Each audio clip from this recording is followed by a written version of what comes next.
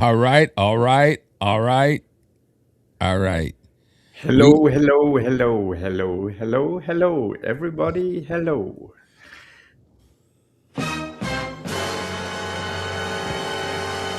be prepared. The man is in the house. Well, we even have for Flintstone.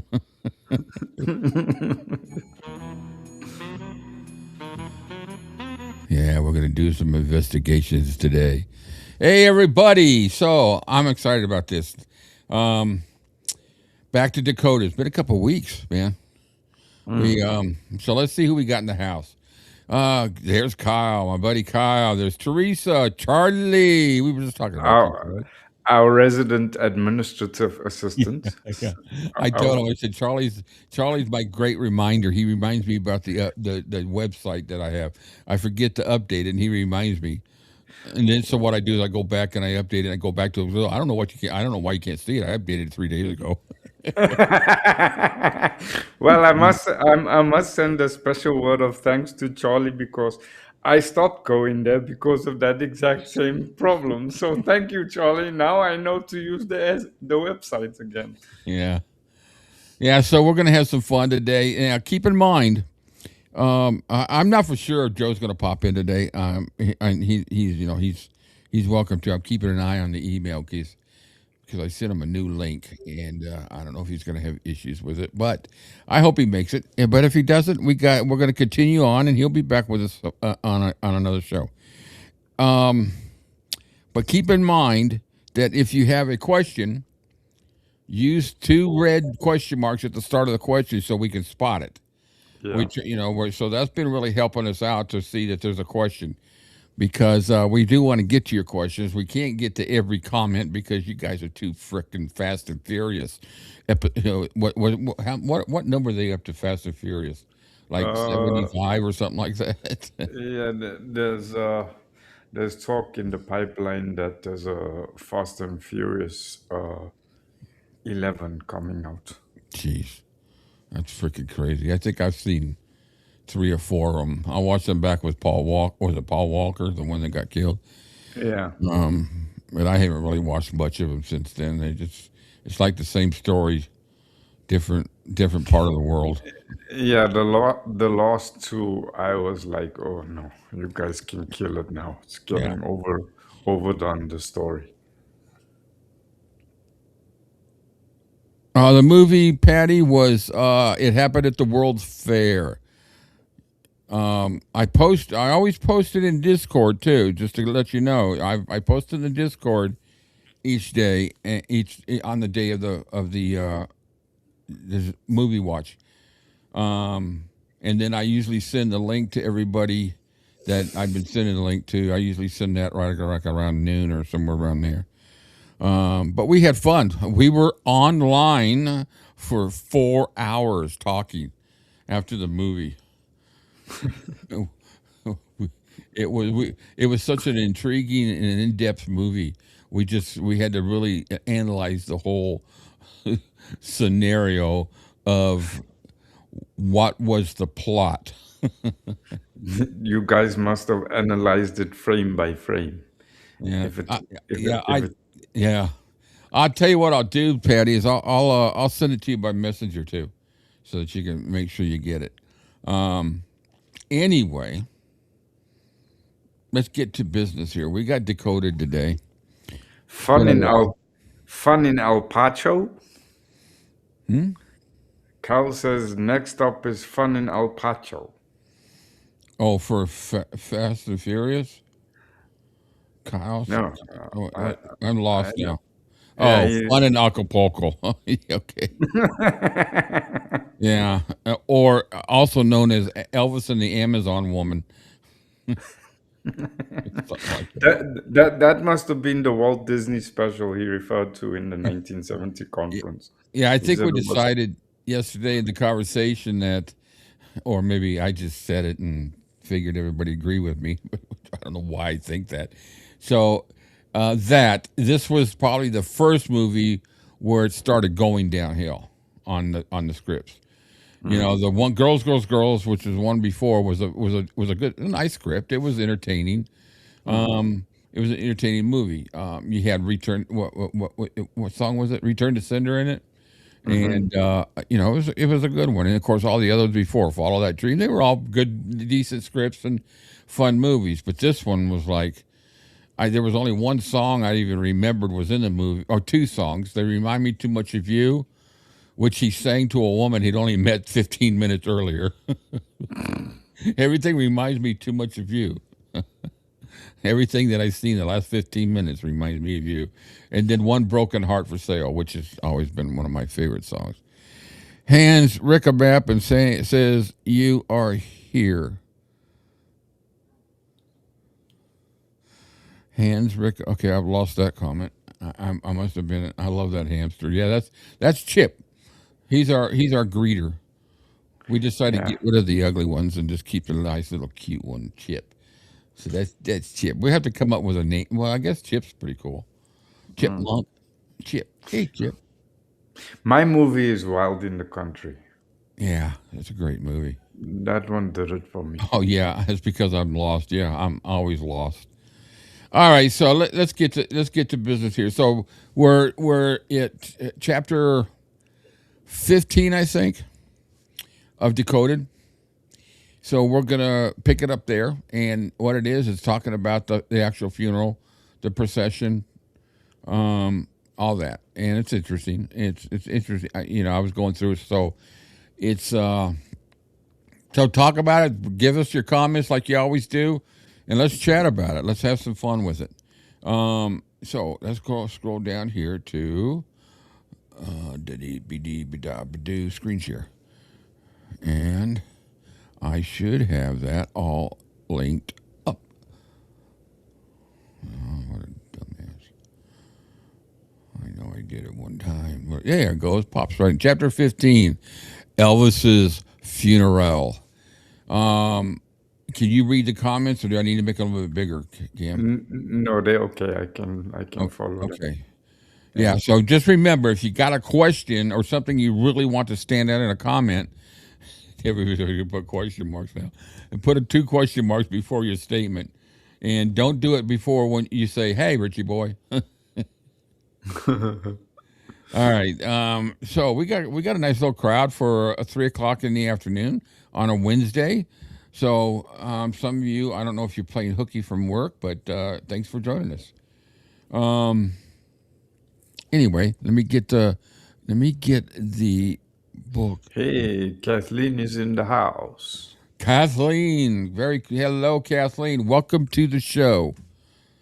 All right, so we've discussed all the pre-stuff, all the I don't know, the disturbing stuff. Some of the we've talked about the break-in of the geniuses that thought they could carry a 900-pound coffin between 2 guys in a hand truck. It's kind of like that business, two men in a truck to move you. They call it 2-minute truck. They'll move that coffin right across. They'll pop it right over the fence, put it in the back of a VW bus. Here we go. It's fucking funny. So, anyways. Ooh, hey, you know what? That's a good point. That's a good thing. Yes. Two exclamation points if you just want a statement to stand out. Yeah. Quick question. What's your question marks, Charlie? Oh, no. Hey, busted. Wise ass. Has anyone seen or heard from Lily? I haven't seen her on any of the chats in several weeks. No, I haven't heard from her. I haven't heard from her at all. I don't know, what her status is. If anybody finds out, or just let us know. But all right, so Elvis's funeral. Where and when was Elvis's funeral? It was August 18th in Memphis. And I can't believe there's actual discussion about that, since it was so publicly. But this talks about the picture that was taken and all that kind of stuff. By every account, through news reports, those people that were there, etc., Elvis's funeral service was held in the living room at Graceland on Thursday, August 18th, 1977. And in Rick Stanley's book, The Touch of Two Kings, Stanley writes that the funeral, the actual burial, was on Friday, August 19th. But that is not correct. On the subject of the funeral, well, surprise, surprise that a Stanley got something wrong. My God. On the subject of the funeral, here's a great example of how information about Elvis can be so confusing. Joan Deary says it was August and it was hot. They turned off the air conditioning in the house so people could hear what was being said. Can you imagine were the Stanleys even at the funeral? That's a good point. Anybody know? I don't know. I don't know. I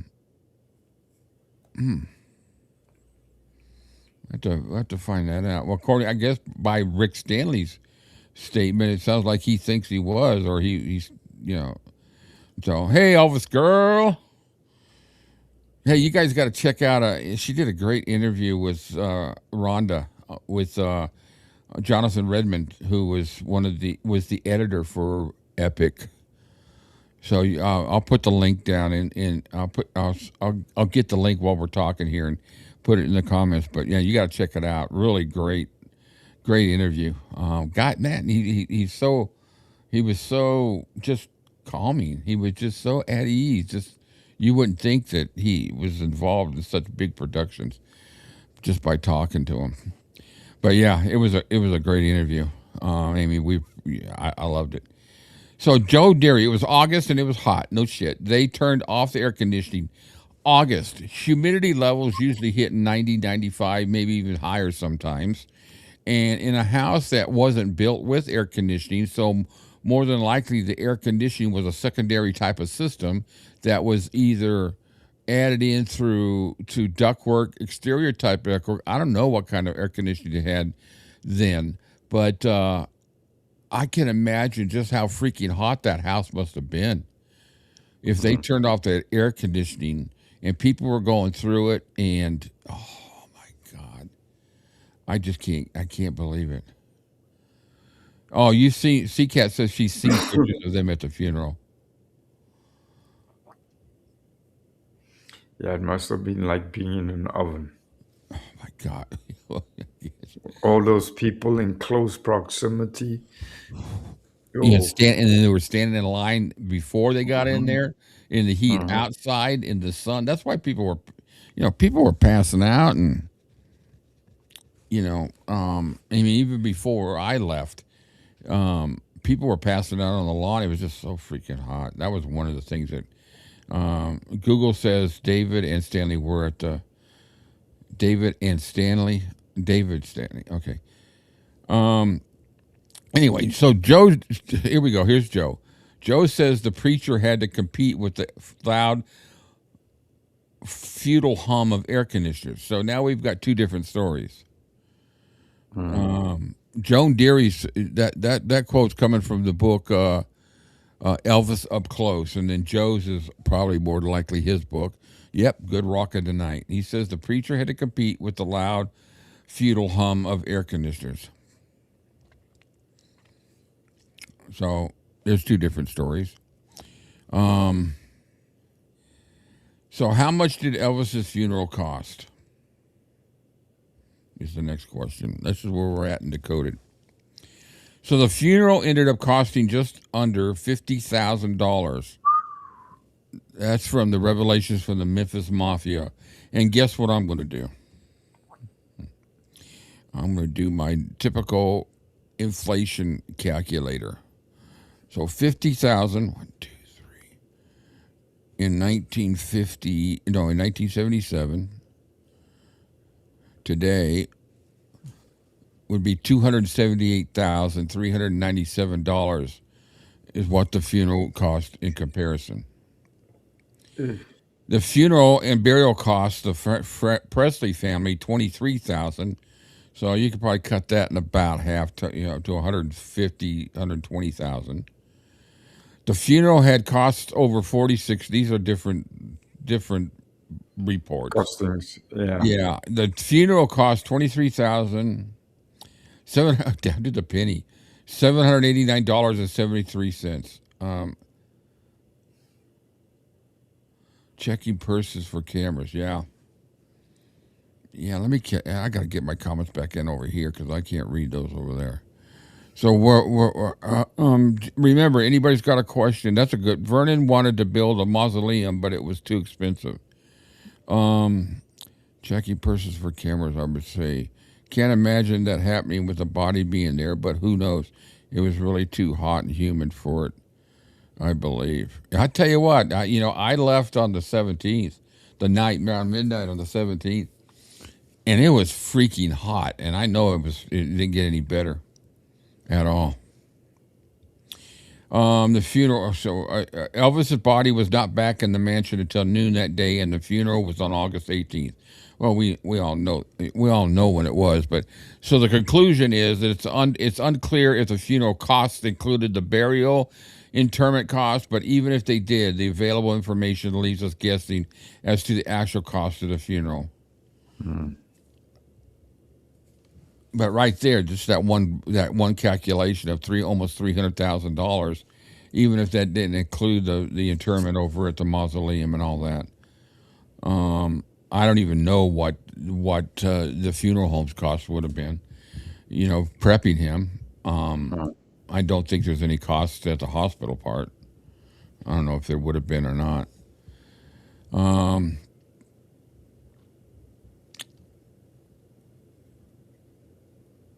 yeah. Make sure on Amy's channel, the Presley Files. You know what? Hang on, guys.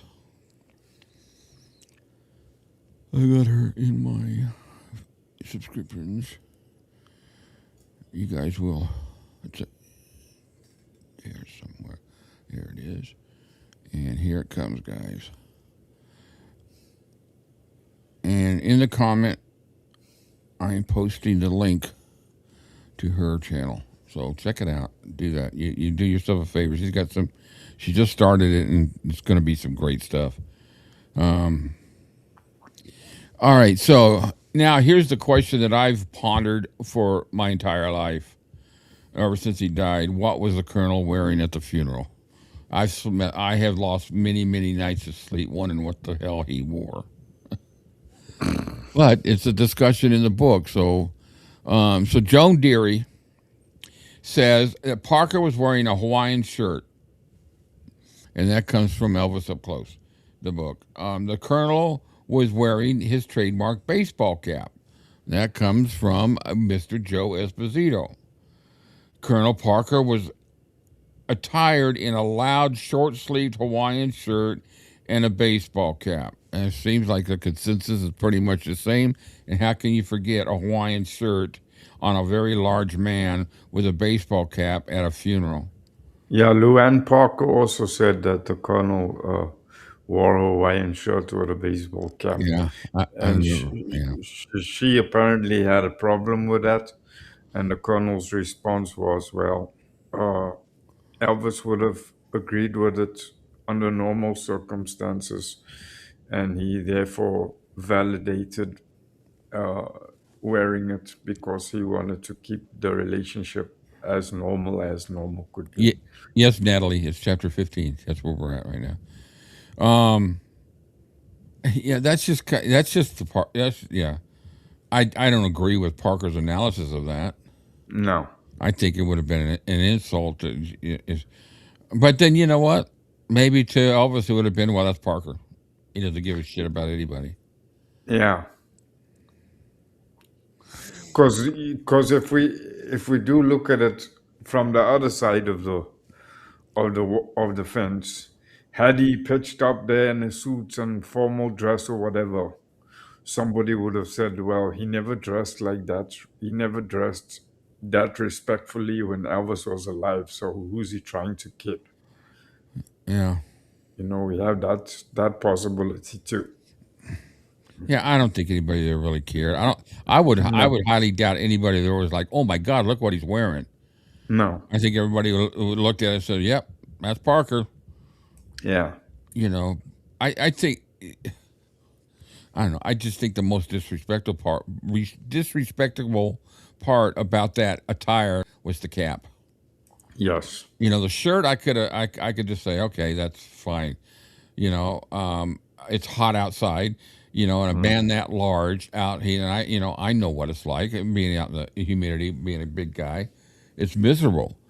Mm. But to throw a cap on at a funeral, I don't know. Anyway, asked Parker, are we surprised? No. No. So the conclusion from Mr. Lacey is that everyone was in agreement on something. How was Elvis's appearance? His face, his hair, his clothing, etc. in the casket. I was reading this when I was putting this together. I kind of go back to the parts where we were doing when they were talking when we were reading from The King Is Dead and talking about when they uncovered him and were prepping him. Some of the descriptions of it. It's hard to listen to because it's Elvis. You're talking about a not out of with no disrespect. You're talking about a corpse, Hmm. and the way he died. I don't know. Anyways, they did. They talk about it. So this is what they have to say. Betty Cockrell, an Elvis fan. She obviously walked through the procession. He had to have weighed over 250 pounds. How do you look at a body in a coffin and know how much they weigh? Mm. That's anyway. I mean, it was an enormous body.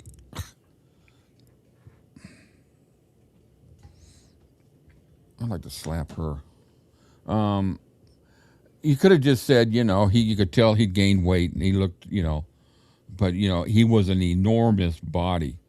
It makes it Mm. sound like he was, 250 pounds is a lot, but for a 6 foot man, it doesn't make him look enormous.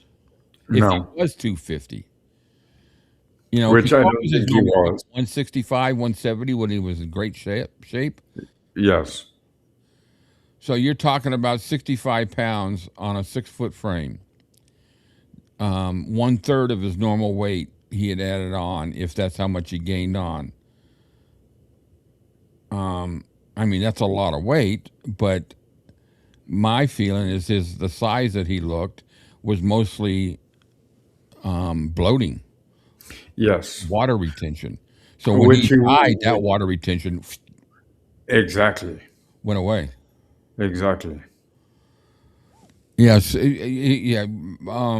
Kathleen's got a good point there as far as because you want to talk about humidity. Go to New Orleans. She says I got to catch up. Hey, Richie.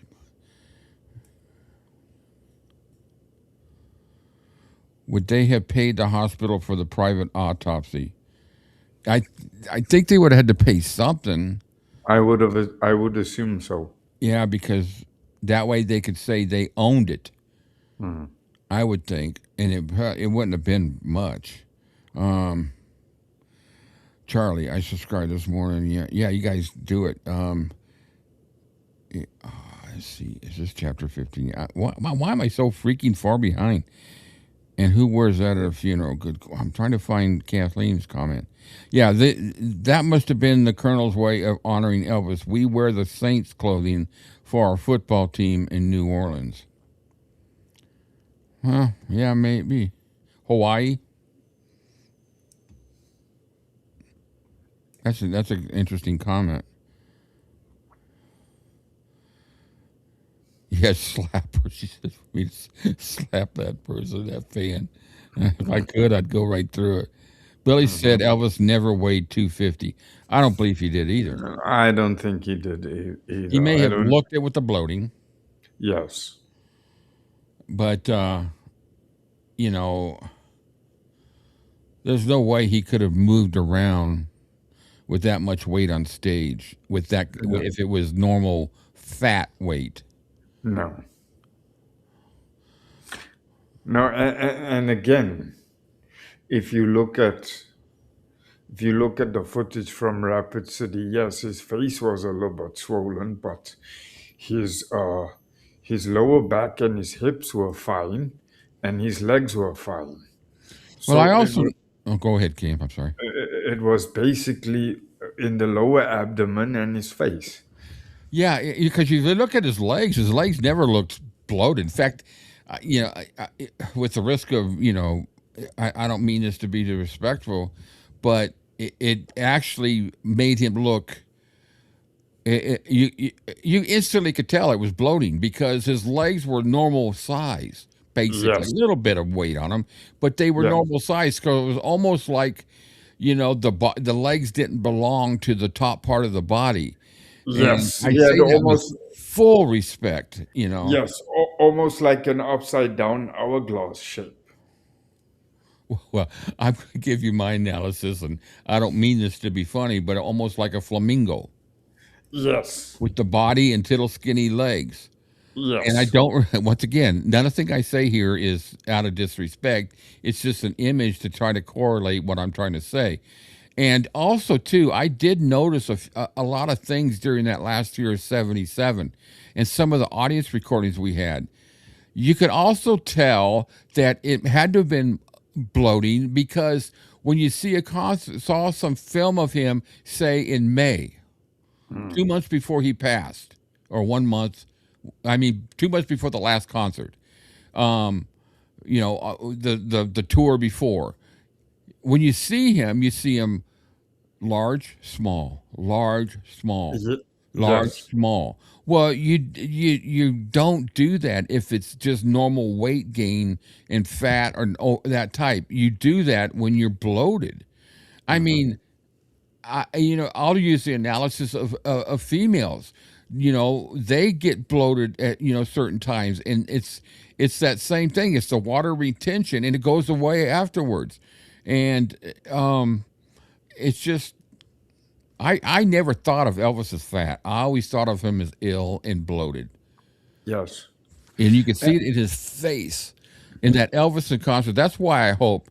I really don't want them to ever do a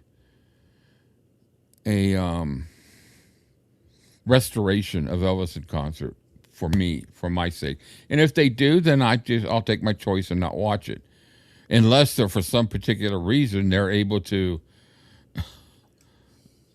show that that when it was filmed for TV, it made him look larger because we all know that back in those days, television recorded on video and broadcast on TV always made somebody look heavier. Well, today in the digital age, and we could say that through Epic, when you look when I saw Elvis at the beginning of Epic at the concert when he's standing behind the stage and the music's going, and you look at behind him, and then I got to thinking about that same scene from That's the Way It Is. He actually looked he looked almost too skinny in the new Epic for a moment. His Mm, his jumpsuit looked almost loose, mm. and then when they showed the front, it was almost like, I don't mean that it looked bad. His chest just looked a little more fit, Mm. muscular, where he never really had that muscular look. That's one of the things I don't like about some of these ETAs, that they go out there and they shave their chest and they build up these muscles and they give him almost like a six pack. Well, Elvis Mm. didn't have a six pack. No. He had Well, better he than did, but a six pack. he did, he He did, had a he graph. did, he did, but it was buried in he had one, but it was Yeah. buried under the ice in the cooler. No, you're right. So, but anyway, what are we on right now? Oh, the appearance. So that's just my opinion about that conversation. This is a fan. I don't know why they picked her out of the bunch. Maybe she was a local fan and knew the family. But I'm telling you right now, there's no way you can guess the weight of a person in a coffin looking at him, laying No. flat, laying prone. You can't do it. I'm sorry. Mm-mm. I don't know what anybody else thinks about that, but I saw a 4K edition of the CBS tour, and he looked much better. Yeah. They're able to show him what he looked. What was that? We played an audience recording of the last show. There was an Hmm. audience recording, and we watched that, and he looked freaking good. He Yeah. sounded good. He looked trimmer than he did for the one that they did for what show did they do for? Is it was it Sioux Falls? Somebody tell me what show it was for the Elvis in concert one. It wasn't Indianapolis, obviously. No, Was it it was Rapid Rapid City City? and Omaha. Okay, so the Omaha was on the 19th and Rapid City was on the 21st. But they for the film they used majority of the Rapid City show because the Omaha show he looked a bit worse off and also they had a lot more sound issues. I'm curious. Yeah, I'd have to. Do I have that? No, that's that. I'll have to find it and replay it again. That one audience recording. It was a really decent recording, but he looked pretty freaking good for a man who was going to be dead less than 2 months later, and Mm. he looked really bad in the show that they put out there, or he looked bad in a lot of parts of it. Patty, Elvis-A-Z in the coffin for reviewing. The body has already been embalmed. You can't exactly. Yeah. They've removed all the fluids from the body, Mm. all the blood and I'm sorry, but when you're dead, any moisture is going to be gone. That's when your body starts to shrink. Mm. That's why they say that your hair continues to grow after you die. Well, no, you don't. Your body's shrinking, your skin's shrinking, and so it Yeah. makes it look like the hair is growing out. Well, he shaved the day before he died. Well, the reason why he's got a 5 o'clock shadow right now is because he's been dead a couple of days and his skin is Receding. thank you, receding. Plus, they raise you up in the coffin for viewing, so it may have been. Oh, that's a good point too. But anyway, if I had stayed and gone through there, which I had no intention of doing, I wouldn't have. I would. I don't know what I would have done. I don't know what my thoughts would have been, but I can tell you one thing: it wouldn't have been about his weight. It may have been just about his facial. Did it look like him or not? I would have never questioned whether it was him, but I would have just said to my. I don't know. Anyway, I can't guess on what I didn't do. Okay, so I mean, it was an enormous body, and I remember his hair was as black as you could ever imagine. They had dyed it, and they had done a poor job because it looked terrible. Ockrell continues on page 356. He looked horrible. Well, okay, let's examine that statement right there for a second. Let's say they didn't have the air conditioning going. I don't care if you're dead or not. Your body's gonna be affected by the heat. Hmm. So that first of all, if they dyed his hair black and the heat was gone, guess what's going to happen? Because I believe they used a rinse on Elvis more than they used a dye. But they Yeah. may have dyed his hair when he died. But I understand that when he wanted to put his hair black, he just generally used a black rinse. And ladies have to tell me about that. Something I read. I don't think I can really explain what that means, other than it's more temporary than a dye job. Yeah, I've heard both actually. Yeah, that's the same thing I heard. Amy, was that that's why his gray roots were showing, and I forget. I don't know if I heard that from Larry or whatever, but I always heard that before, even before I read any of this book. All right, so let's go to Larry Geller. Larry Geller says in Elvis Up Close that the National Enquirer's photo of Elvis in his casket was an airbrushed picture or a combination of airbrushing and bad angle and bad lighting. I've always thought that picture was touched. And that's in the book Elvis Up Close. I haven't read that in a while. I need to go back through and read that. I've heard there's a lot of questionable things in that book. This would be the first time, perhaps, in photographic history that a bad angle and bad lighting made a photo look better than whatever was being photographed. Okay, what's he saying? This would be the first time, perhaps, in photographic history that a bad angle and bad lighting made a photo look better than. Yeah, yeah, that's a good point. So he's disputing what Larry's saying. Hmm. Nearly every account suggests that Elvis did not look good in his casket. Yet, the National Enquirer photo doesn't look bad at all, other than the fact that Elvis is dead in the picture, of course. Geller seems like he's being critical of the National Enquirer photo, perhaps because he feels it was a fake or composite photo. Yet all other accounts would suggest that this photo depicted Elvis probably much better than he actually appeared. It's a bad photo. I mean, it's not like It was just done in bad taste, in my opinion, to begin with. Um, it never the, looked like a real photo to me. It looked like a pencil sketching mm, to me. mm. I heard that they had to touch up the photo because it wasn't clear. Yeah, that's exactly. That's what I heard too. And that's why I think that they touched it up. And why it looks touched up, especially for 1977 when they didn't have what we have today called computers. It was all done by hand or if you're a really good photographer. Elvis's intimates were horrified by his appearance. The embalmers had not succeeded in restoring the mutilated corpse. I hate it when they word things like that. Yeah, he was not mutilated. That's well, guess what book that's from? Mm, Elvis by Albert Goldman. mm. This could not possibly describe the same person in the photo from the National Enquirer.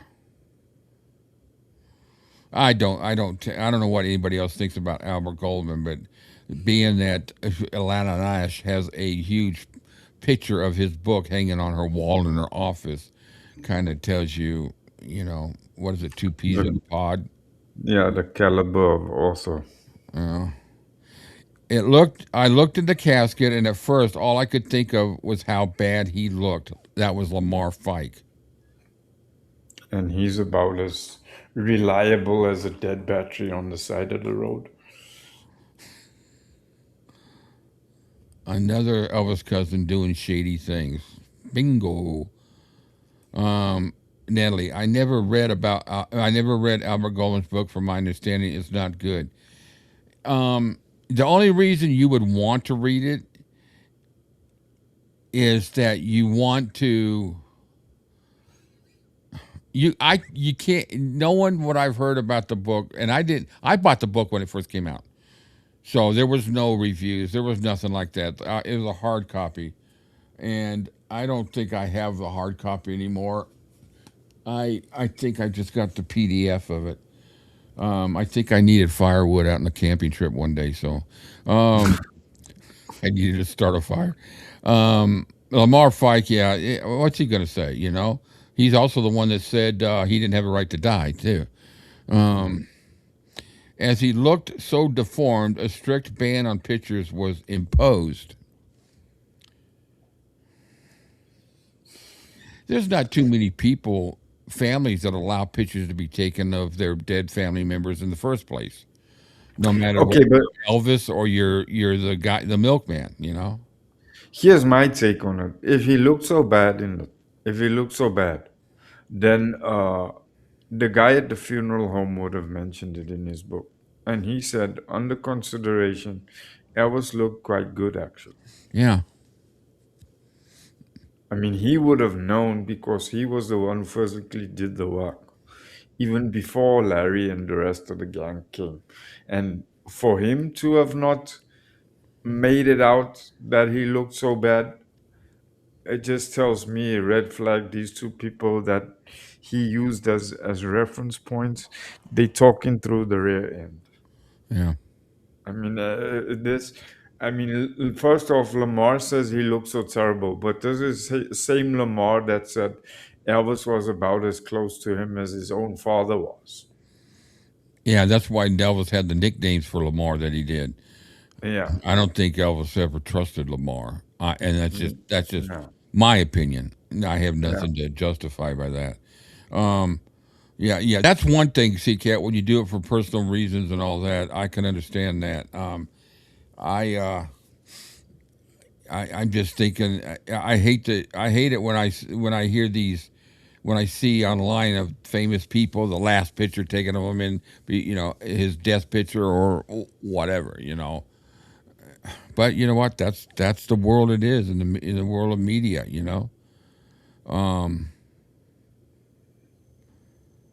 Again, this description cannot possibly apply to the photo on the cover of National Enquirer. Rick Stanley said the boss Elvis looked real good. Don't you find it strange that yet again, even in this circumstance, we have such a wide dichotomy? On the one side, there's a handful that say he looked like shit, with respect. And on the other side, we have another group of people that's saying he looked good. Again, there's no agreement, there's no consensus. Yeah, I'm not for sure what Patty's. She must be talking with someone else. So Was- on August 17th, Elvis was dressed in a white suit, as well as many other sources. Yet for the huh? Oh, that's what it says. That was in the book. Elvis, we love you, tender from well, we know the Stanleys, D, and all of them. And it was mentioned in other books. We all know he was dressed in a white suit. Yet for the funeral on August 18th, he was changed into a pale blue suit. Huh? It's the first I've heard. Anybody heard that before? Because I always had it, they dressed him in a white suit with a baby blue shirt and tie. Didn't they model it after the cover of the gospel album that he put out? What was that? Yes. His Hand in Mine, was it? Or Yeah. I never, I didn't, I Uh, or was it a uh, pale blue shirt? yeah, I had it. He was dressed in the same clothes that he wore in Change of Habit. The first time I've heard that they changed his clothes twice. I've never heard that before. I've always thought it was that white suit. I was tried to remove that. Pup did it, and her puppy typed that. Oh, my poor little Bailey. She had surgery last week, and she's hurting today. She's been howling at the front door for my wife to get home. It's so sad, breaking my heart. This is the thing that's so interesting in the Elvis world. So many different sides about one event. It Yeah. is.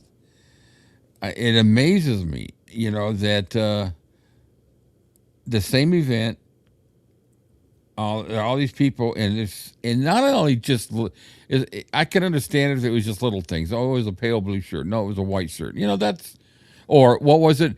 Pink pajama or pajama bottoms. They were blue or they were yellow or what? Yeah. Who gives a shit? It has nothing to do with the whole event at times. That when you're in a situation where the main thing you're focusing on is Elvis, you're not going to remember certain details. What book was in his hand? Where the book was over here. The book was over here. He fell this far. He crawled this far. He crawled that far. Some of those are important to the investigator, Yeah. but the people that tell the stories, the suit was a. That's right. Yeah, you just. I remember that now.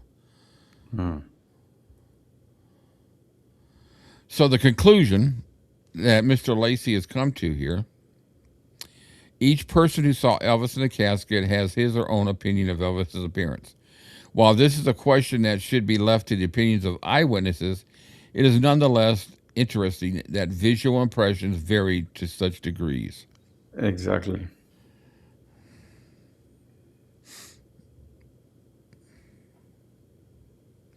I to this day, I'm still furious about that picture though, for the National Enquirer. No matter how it got there, whatever, we're going to talk about that now. Um, it's just, can you imagine if they had the technology that we have today? They went through there like that. Imagine the pictures that would have been out there. There's no way they could have stopped people from taking pictures. They may have No. confiscated phones and all that, but with the technology we have today, you know, your glasses you're wearing, normal glasses, can have cameras in it. Nobody ever know. Mm.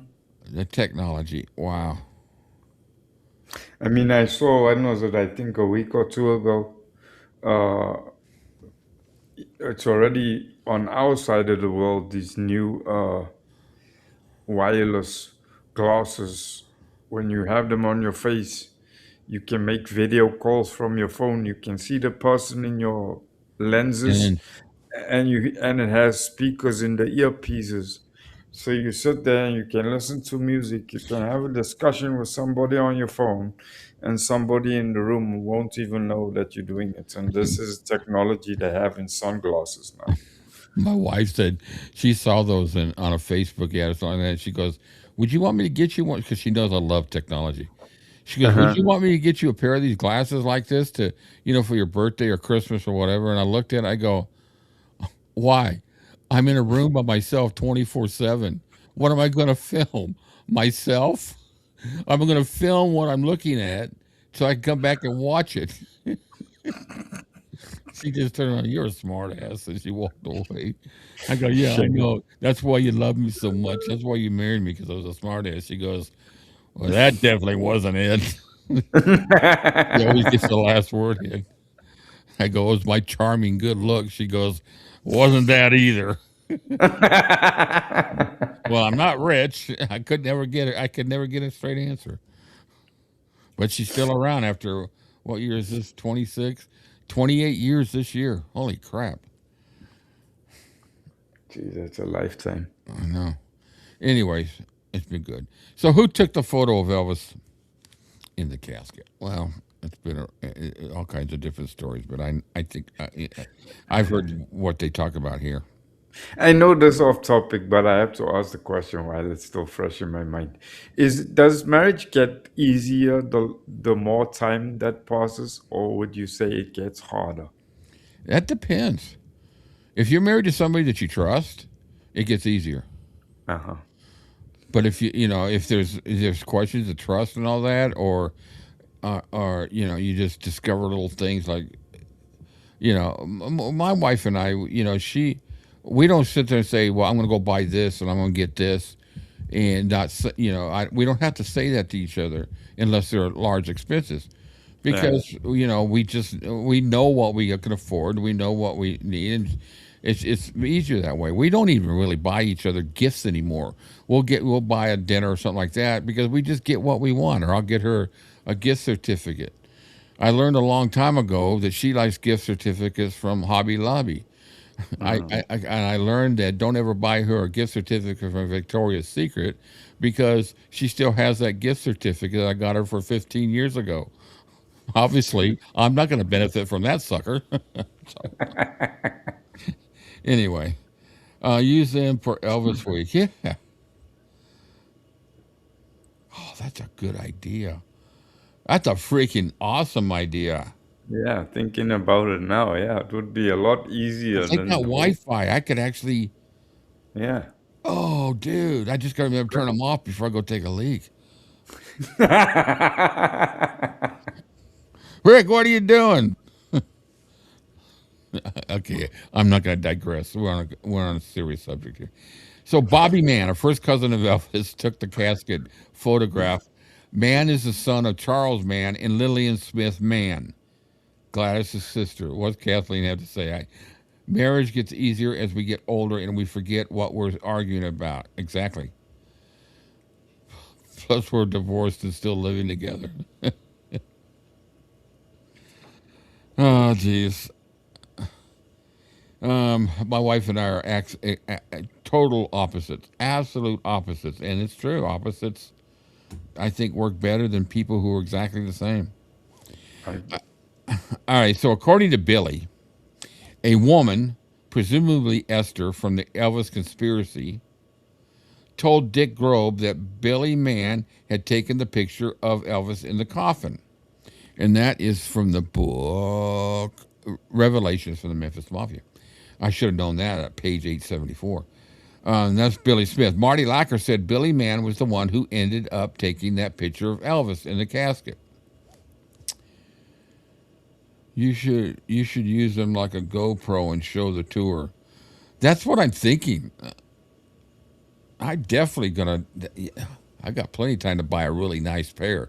Set some money up and set some money aside and get a really nice pair, and never tell anybody I'm recording. Why does Rick keep looking at me? One of a first cousin, say it isn't so. One of Elvis's poor relations, Bobby Mann, smuggled a Minax camera into the house and took the shot that was published in the National Enquirer. The picture shows the face in profile buried deep in the satin lining of the coffin. The facial configuration, and particularly the dark shadowing around the eyes, made Elvis in death look like Gladys.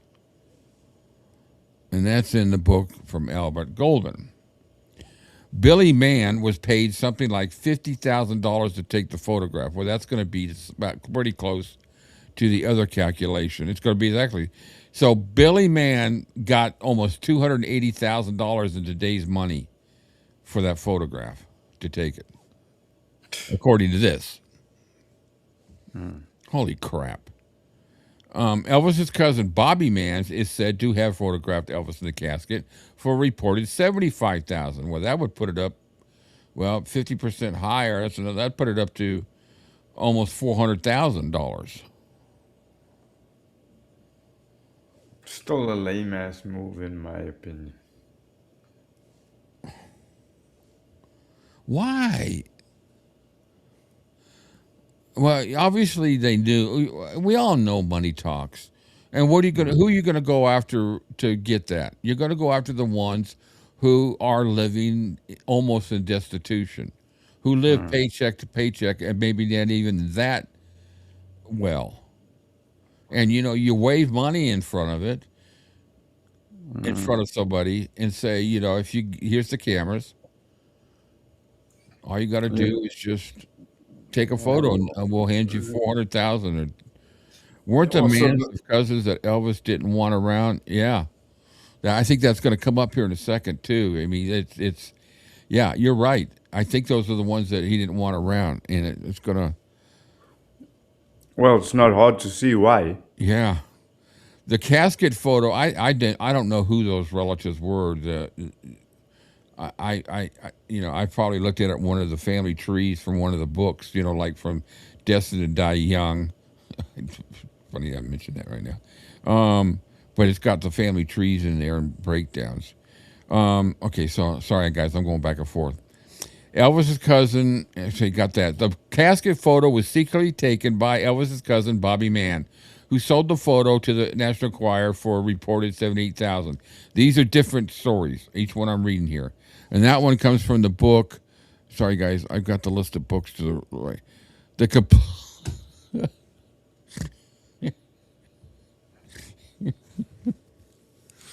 this comes from the book, The Complete Idiot's Guide to Elvis. Really? I'm serious. By Frank Coffey. The Complete Idiot's Guide to Elvis. Jeez. Can you get any better than that? Well, that's a reliable. That's almost as good as an Albert Goldman book or an Alana Nash, the idiot author's book to Elvis.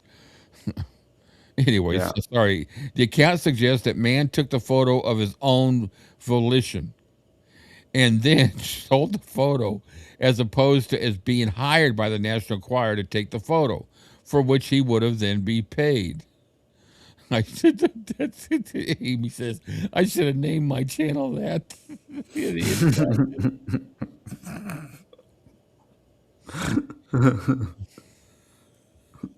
You know what? I bet you anything. You name a channel like that, people are going to come to it in droves. I got to check this out. The Idiot's Guide. That's actually a pretty cool name.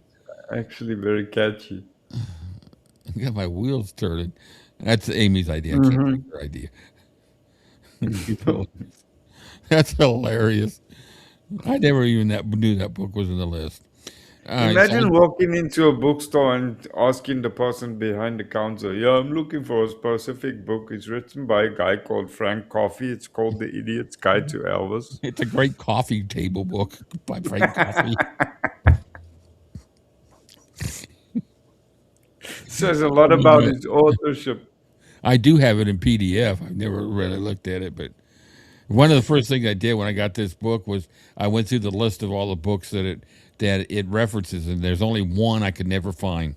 And thanks to a lot of people that found these, there were some really special ones. So to all of you who did that, thank you. I was able to get 99.99% of the books that I never thought I would. Most are PDFs, and some of them are hard copies. Anyway, so Ian Lane Calder, veteran editorial director of the National Enquirer, wrote a book called The Untold Story: My 20 Years Running the National Enquirer. In it, Calder says they got the photo from one of Elvis's cousins for $18,000. Isn't it funny that we're sitting here talking about the National Enquirer, who is also the one of the magazines that Steve Dove-Levy wrote for quite a bit. Hmm. Nice connection there, huh? Hmm. 18 grand to Presley's grieving cousin for sneaking up to the corpse with a hidden camera. That's from a review of Lane. I don't know if that's Lane or Ian. I think it's. I I put that down the way it was written. So, book by the San Francisco Chronicle, August 1st, 2004. Bobby Mann took the photo and sold it for 78,000. Bill, that's another. Each one of these paragraphs are different tellings of the story. Bill Burke, he's got. I got a couple. There's some books. There's a couple books by him. Posted the following on www.elvisnews.com. Elvis's photo in the coffin. That definitely is a photo of the actual body in the coffin taken by cousin Billy Mann, who was not close to Elvis, but who was recruited by the National Enquirer to snap the shot.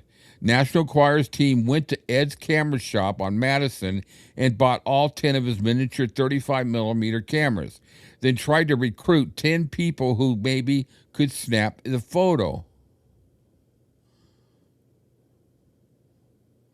It was not a belt buckle snap. Rather, with this camera, it fit well into a cigarette package. You cut out a hole where the lens was, then acted as if you were taking a cigarette out of the package and snapped the photo. Yeah, you're going to stand right there in front of Elvis's body in a Yeah. coffin and say, "Oh, I need a cigarette right now."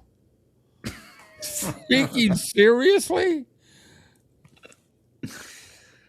The Idiot's Guide to Taking Pictures. Mm. What a piece of garbage. I have that Enquirer with this photo. I'll look and see what the story. Yeah, that's cool. Yeah, I why use a cigarette package? There's a lot of whys here that we'll never get answers for. Man was paid. Don't you think that would look obvious? Yeah, in that case, if the lens was that small, he could cut a hole in his tie knot, and put the camera in the tie knot. It would look way less conspicuous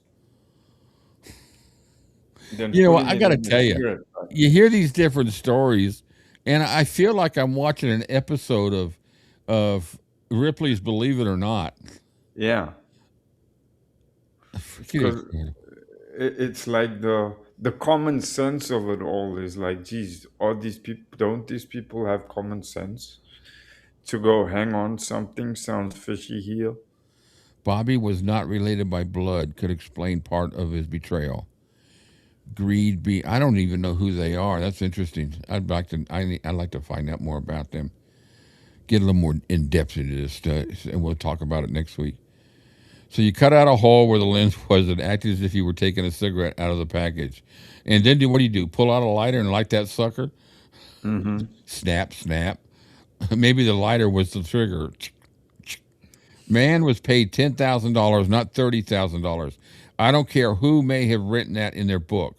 Plus, man was flown to West Palm Beach, Florida, where he got to spend a week at a hotel on the beach. Expenses paid. When it was learned who had snapped the shot, the Presleys never allowed Mann back on the property. He was later killed in Memphis in a car wreck. Quite I convenient. hate to say royal justice, but if this is true, it was the German magazine Der Stern, Der Windsmittel.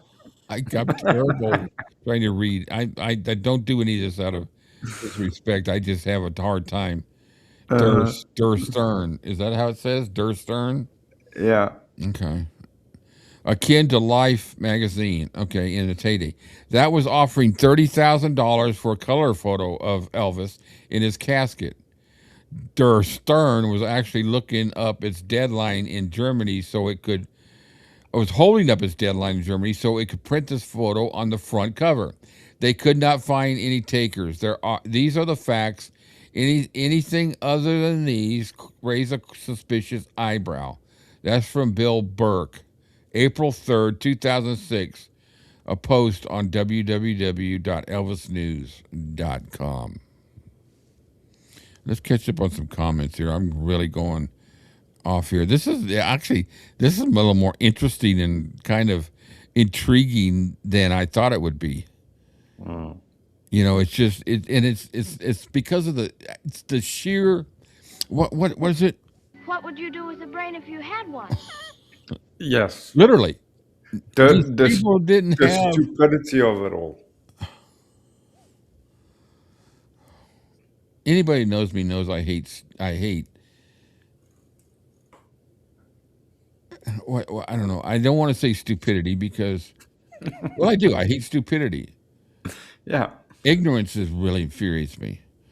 You know, if you in a lack of being disrespectful, dumb is just that's just maybe just in the nature, but stupid is just flat out being ignorant. I mean, if they wanted it to be inconspicuous, by putting that camera into the bottom of a cigarette pack, would have stuck out like a sore thumb to begin with. Because, like you said, now you walk up to Elvis' casket, the guy pulls out a pack of smokes. Like, seriously? Kathleen says, "I'm picturing a lighter that takes a picture when you click it. Only a flame pops up in your face. Oops, my beard's on fire." Oh, this is embarrassing. It's stupid. We know that not all these things are true because they're so different in some of the stories. But evidently, it winds up being what Billy. It was Bobby Man who's the one that wound up with taking the picture. I'd like to see that interview with Bill Burke. I've got a couple of his books. Someone posted. This is a note. Someone posted a follow-up comment to Burke's post and stated that the camera was placed in Mann's belt buckle. Oh, here we go. This is impossible. Yeah. What was the guy? 7 feet tall? I mean, come on. If he had to, he'd have to walk in the room on stilts and say, "I'm sorry, I have a deformity. I have to walk on circus stilts." Compliments of the Colonel. Someone posted a follow-up comment to Burke's post and stated the camera was placed in Mann's belt buckle. I instantly envisioned the belt buckle and the height because you got the Uh-huh. coffin sitting on top of what I don't know what they call those things that they put them on. I just call it a stand, and Yeah, you it's, put it on there. So now all of a sudden, generally, the when the visual of the body on a normal height of a man, let's just say 5'10", is going to be chest high. yes. Maybe a little bit lower for in compensation. Yeah, To be it's, honest with you, I've only walked up to one coffin in my entire life, and that was my grandfather, my dad's dad, and that's when I said never again because that was the last image I have of him. But anyway, so let's finish this this episode. Okay, and was not used in the manner described by Burke. I doubt the claim is correct, though, based on the angle of the photograph. If Mann had no. taken the photo from the level of his belt buckle, the camera would not have captured a view looking down into the casket. That is a Yes. view horizontally above the edge of the open casket. The, Yes. only way such an angle could have been captured is if man was very tall, I would say 7 feet, Yeah. and his belt buckle, his waist would have to be at least 5 feet off the ground, 4 feet off the ground. Oh my God. Do you think anybody would have noticed him? Hey, dude, He how would tall are you? You play basketball? he would have made JD look like a midget. I know. And his belt buckle was higher than the top edge of the casket. Assuming that the camera was 8 to 12 feet from the casket, it would not be possible to look down into the casket unless the camera was much higher than the level of the average person's belt buckle. Looking Mm, at the full uncropped version of the photo, we can see that the casket is on a beat. That's what they're called, a beer, and mm, thus the top edge of the casket would have been higher than man's belt buckle, assuming that man was not extremely tall. mhm. I mean, it's hilarious to think that these comments that they actually pondered.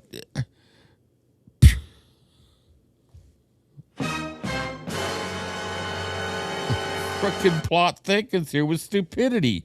This Mm, must come all from the Idiot's Guide. Um, in the Elvis conspiracy, Dick Grove attempts to discover if it was Billy Mann Jr. or Billy Mann. Now we got a junior and a senior. Do we have the Billy the Man the third coming up here real soon? Who took the photograph of Elvis in the casket? And that's coming from the book. The Elvis. Oh, he just told me, didn't he? Billy Mann's father was supposedly Charles Mann. First time I looked at it, I thought it said Charles Manson. Charles mm. Mann, husband of Lillian Smith Mann. And there cannot be a junior without a senior. The junior senior designation is not mentioned by other sources. He's dead right. We need a fucking spreadsheet. The Bobby versus Billy name dilemma is interesting because Charles Mann and Lillian Smith Mann had a daughter. And I guess they could have called her Billy too, because not a son named Bobby, which makes one wonder how the various sources above determined that Bobby Mann took the photograph. Also, Billy Smith says on page 836 of Revelations that Bobby Mann, who he refers to as Bobby Jane, committed suicide in 76, which we heard earlier. Is this Mhm. the true Bobby Mann? If this is true, Bobby Mann was not at Graceland with a camera in August of 77. Not unless he was in a coffin down the other room. I mean, come on. This is actually kind of, I hope nobody takes this disrespectful, but this is just It's it's all laughable. it's just laughable the different stories that people are telling. And the sad thing is there's people out there that are reading this shit like it's the gospel truth that nothing in their right mind is saying, but hang on. Uh, 5 minutes ago I read X. 10 minutes ago I read X. Okay, something doesn't add up here. People are reading this going, yup, yup, yup, I yup, I was yup. just going to say that, Amy. I had an argument with somebody one time, and it was Yeah. before I was doing this channel, that told me that Billy Smith took the picture. And I argued with him and says, there's no freaking way. There is no way that Billy Smith, who was the last man alive to see last man to see Elvis alive, who washed his hair before he died, did not take that picture. And finally, I was proven to be right. But it was just, Yeah, yeah. Bully did another video, I think about a year ago. He did another video where he addressed it again finally, and he actually threw his toys out the cot, where he said, "This is the last time I'm ever going to talk about this." And he got very irate about it, and I don't blame him. And he said, "I categorically, under no circumstances, took that picture." And even when he spoke about it, you could see the disdain that he had for the Mm. person that did, because they violated Elvis so terribly. Even after that, it was specifically asked by Vernon. Yeah. that people consider and don't do it. He was more pissed at the fact that it was actually done, despite being asked not to, more than actually who did it. But he did. He put out a video and he said that's it. He's never discussing it again. He never did it. Never did he plan to do it. And if the person was alive that did do it, he would, in so many words, have said, had he known, he would have So, done something about it. I in the Elvis world today, my heart goes out more to Billy and Danny Smith than anybody else in that family. Yes. You know, because without getting into another subject, and we're not going to do that, they are being brutalized for something that they don't deserve to be brutalized, or Yes. for telling their side of the story, which I never have ever thought of anything they've ever said as being non-factual. No. I've always thought of their opinions, and it was their opinions and their perspectives, and there was nothing intentional as far as being false. It was their perspective of things. And they've also said, and they admitted this, that they said some things um, out of just out of jest, or well, I can't think of Yes. the word you say when you just say something just out of, you know. Anyway, somebody will tell me the word. Sometimes I lose. Uh, uh, Just something out of just being a joke, like Elvis is they, a they lot. they've made statements that have been misconstrued. Yeah, yeah, And yeah. and Billy was the first person to say that there's many times in his life that, and I think there's many instances which he won't share, and that's fine, that he still regrets to this day. You got to remember too that all these things that were said by people, and I'll throw in people like Lamar and all of them too, Sonny and Red, though they were malicious. But you got to think about something that when Billy and other people like Billy, family members, made remarks or answered, even Marty Lacker comments that they would make, the internet didn't exist back then. No. So they never had an expectation that something would be told that they said would be totally torn apart, evaluated, dissected, And an autopsy reconstructed. performed on everything they would say, distorted, and it's still to this fucking day is still being done to them, Yeah. and it infuriates me because they don't deserve it. No, I agree 100%. They actually they trying they basically trying to beat down a hurricane, and I take my hat off to them because even in that situation they still trying to right the wrongs, and in many instances it's very difficult for them, but yet they still try, Yeah. and they should be given credit for that. Billy did a thing the other day, did a video, and it brought me to tears because you could see in him the infuriation, how infuriated he was about someone, and how you could tell. I'm not even going to say that because it'll be taken advantage. But I think you guys understand what I'm getting at as far as an emotion of a person. Looky. Oh, that's our Dad. Let me get you in the picture here. No, no, no problem. Which Hey. link did you wind up using? The one that you sent me. Oh, I sent you two. I sent you I one. only got one. Okay, cool. So, anyways, let me get you in here. We've been having a fun discussion here. On sex. That's Boy, why that digressed real quick. I thought maybe I'd learned something new. Yeah, well, you're not gonna learn it from me, that's for sure. All right, thank you for joining us. So we're about halfway, well, about 2/3 of the way through with the decoded part, but it's all about the picture and the funeral, and we're right now in the middle of the picture part. And but I'm glad you made it because I want, with your blessing, I want to replay your interview with Patrick Lacey. so we can have your input in it this time, and I'm doing it legally this time, and you can quit beating me up over. I'm just Did you get my letter from the lawyer yet?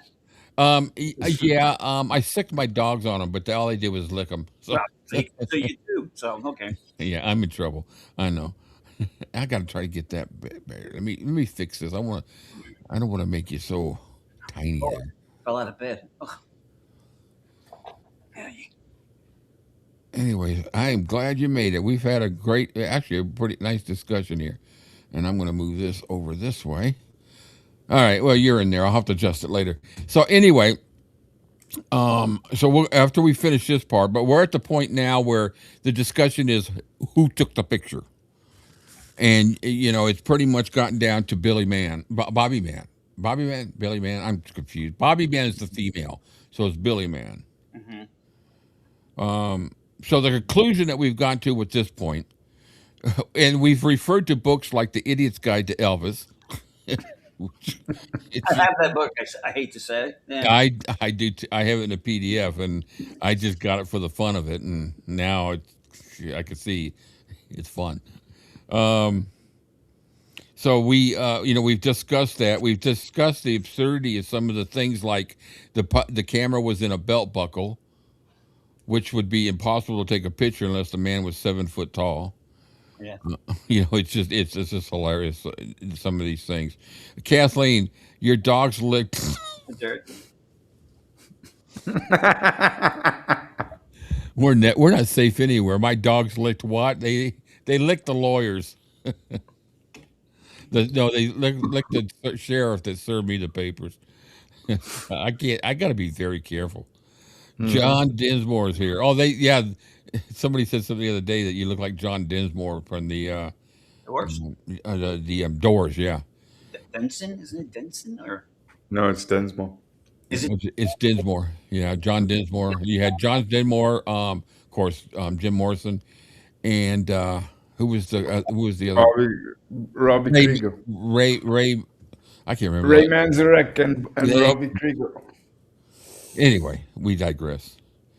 So the conclusion that Patrick comes to here is that Billy Man, a cousin on the Smith side of the family, took the photo of Elvis in the casket. Based on the available information, it is unclear how much he was paid. Bill Burke's account seems reliable and is based on information directly from sources at the National Enquirer. However, Lane Calder's information from his book must also be considered, since Calder worked at the National Enquirer. And his note to that is, research into the amount paid to Billy Man for the photograph of Elvis in the casket will continue. So I guess it's never been really locked in. It's been anywhere from 20,000, 10,000 to 50,000, and in today's dollars, it was up from anywhere from 278,000 to 400,000. So I think it would have been known by now. yeah, I agree. I agree. Richie boy, yes, me, Rick. Thank you, Rick, for saying who John Dinsmore is. I knew the name sounded familiar. Yeah, they were great. They were a great jam band. Who? The Doors. I couldn't stand them. You couldn't understand them? Could not stand them. I mean, there was maybe Oh, really? one that I liked. Yeah. Yeah, I liked. Of course, I played. I used to play it all the time with Light My Fire, but I loved the hits parts. The one that they really jammed on that I really liked was Light My Fire, when they did the long jam on it. But I don't know. Maybe it's just because they were from my area where I grew up. Oh yeah. Cat, I heard 30K. Yeah, they're all over the place with how much they. At the end of the day, they got freaking paid, and They're scum for doing it. yeah, they're scum for doing it. How many limousines, Cadillacs were in the funeral procession? Now, this is one of those topics that I'm curious about, but at the end of the day, what does it matter? Yeah. So see, here's the different stories. One, there were 14 white and cream-colored Cadillacs accompanied the white Cadillac hearse, and that's from the book The Ultimate Elvis by Patricia Job Pierce. I've never read that book. 49 cars were in the procession, led by 11 white Cadillacs. and that is from Elvis's Life from A to Z. I've got that book. Um, Authors also write that there were 16 limousines in Elvis's funeral procession.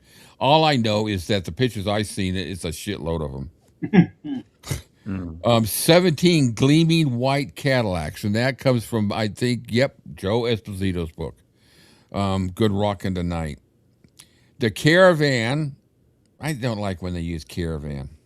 Mm. They use procession. Was led by, and this is from the book. Oh, I liked him as a writer, but I don't know. I haven't read the book since I've been discovering more about Elvis. Jerry Hopkins' book, The Final Years.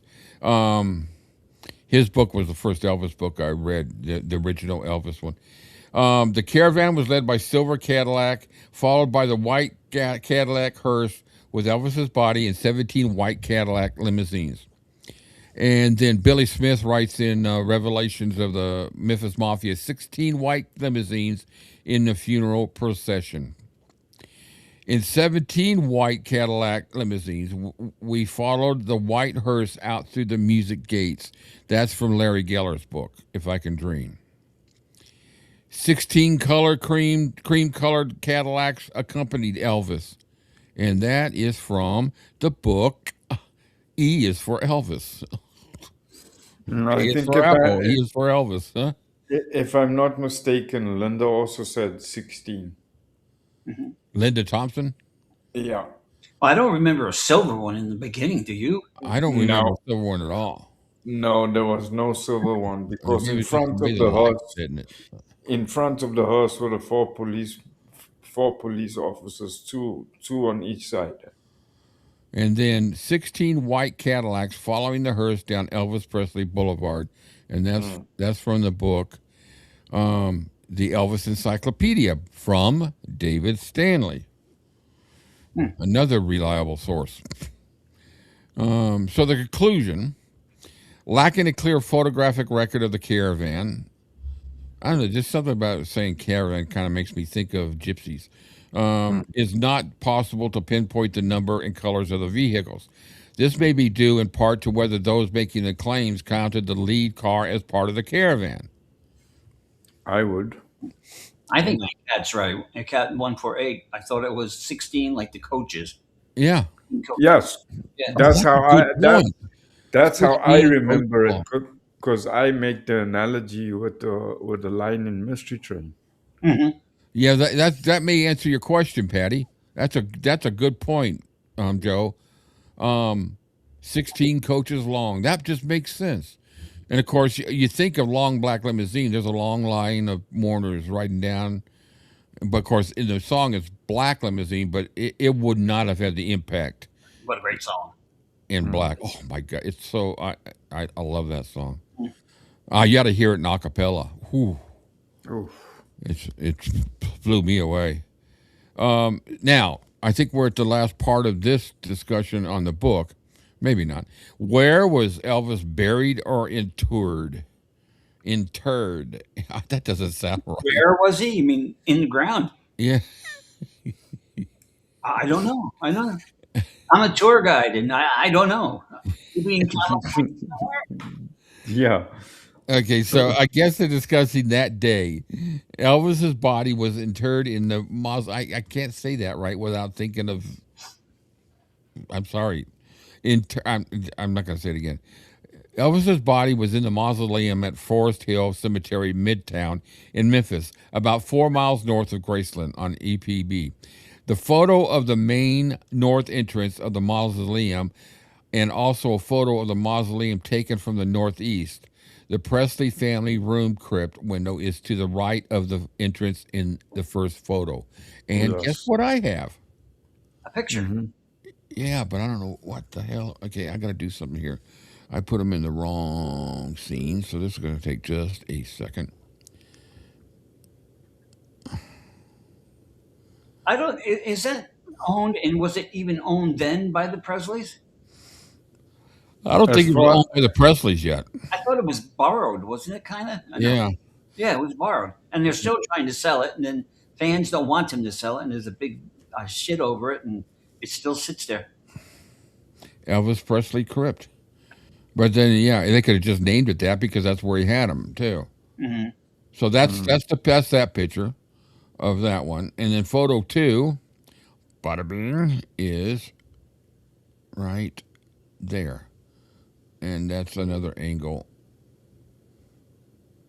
Every time I see these pictures, I think of all those freaking flowers everywhere. See the picture of that, I think of Bill Black, and Oh, nobody even really knows he's there. oh, he's there. He's buried at Forest Hill. Oh, I didn't know that. Yeah, yeah. If you're looking at the Well, main, that's right. He was from Memphis, wasn't he? go to the left, the back of the left, and you go like at an angle. You're Yeah. right to him. Yeah, yeah. Wow, I did not know that. That's why they should have like a little thing there saying who's planted. I'm sorry, who's terrible. Who is here and who is there? Because wouldn't you want to go there for an Elvis? Mm. That Bill Black is buried over there. Yeah, I would. I would. Mm. I like. I and when I was in California, we used to go up to Forest. What is it? Forest Lawn. Forest Lawn. Forest Lawn up in Beverly Hills or up in the hills of L.A. And we used to go through there and look at the different stars. Yeah, Yeah, we used to do tours. yeah. And whenever somebody come to visit us out of town, that's where they want to go. I want to see where Lucille Ball's buried, or Marilyn Monroe, or wherever they were buried, if they were even buried there. There it is. That name right there. That's it. I Yeah, love doing that though. I love going to different cemeteries, and I used to. I mean, I can't get to them anymore, but I used to love doing that. Civil War ones and stuff. yeah. I used to go to down in Savannah. We used to go to walk the cemeteries down there because they went back to to the Revolutionary War. And when I was doing black and white photography, I used to go to the cemeteries at night and take night pictures, black and white. Really had some really cool shots. I need to find those Cool. wherever they are. All right, so the Presley family room was Tomb A, right east corridor Z. I don't have a picture of that. The mausoleum is referred to as the Abbey Mausoleum. Elvis's remains were interred on the right at level C. I think I want to have that picture here in a second. Crypt C, third from the right. Elvis's crypt bed is visible in the photo number 3, second from the A core. According to some sources, Gladys's body was interred in the crypt bed below Elvis's. And here is photo 3. Add media, and we've got bada bing How many people are in here? with us. We got 26 right now. Oh, so I can't see any of that. All right, so they're black and white photos from the book, so they're not clear, but you can see 3 levels there. There's nobody else there, is there, in that crypt? I mean, in that, No, I don't think there's anybody in there. not anymore. No. I think it was borrowed. And Yeah.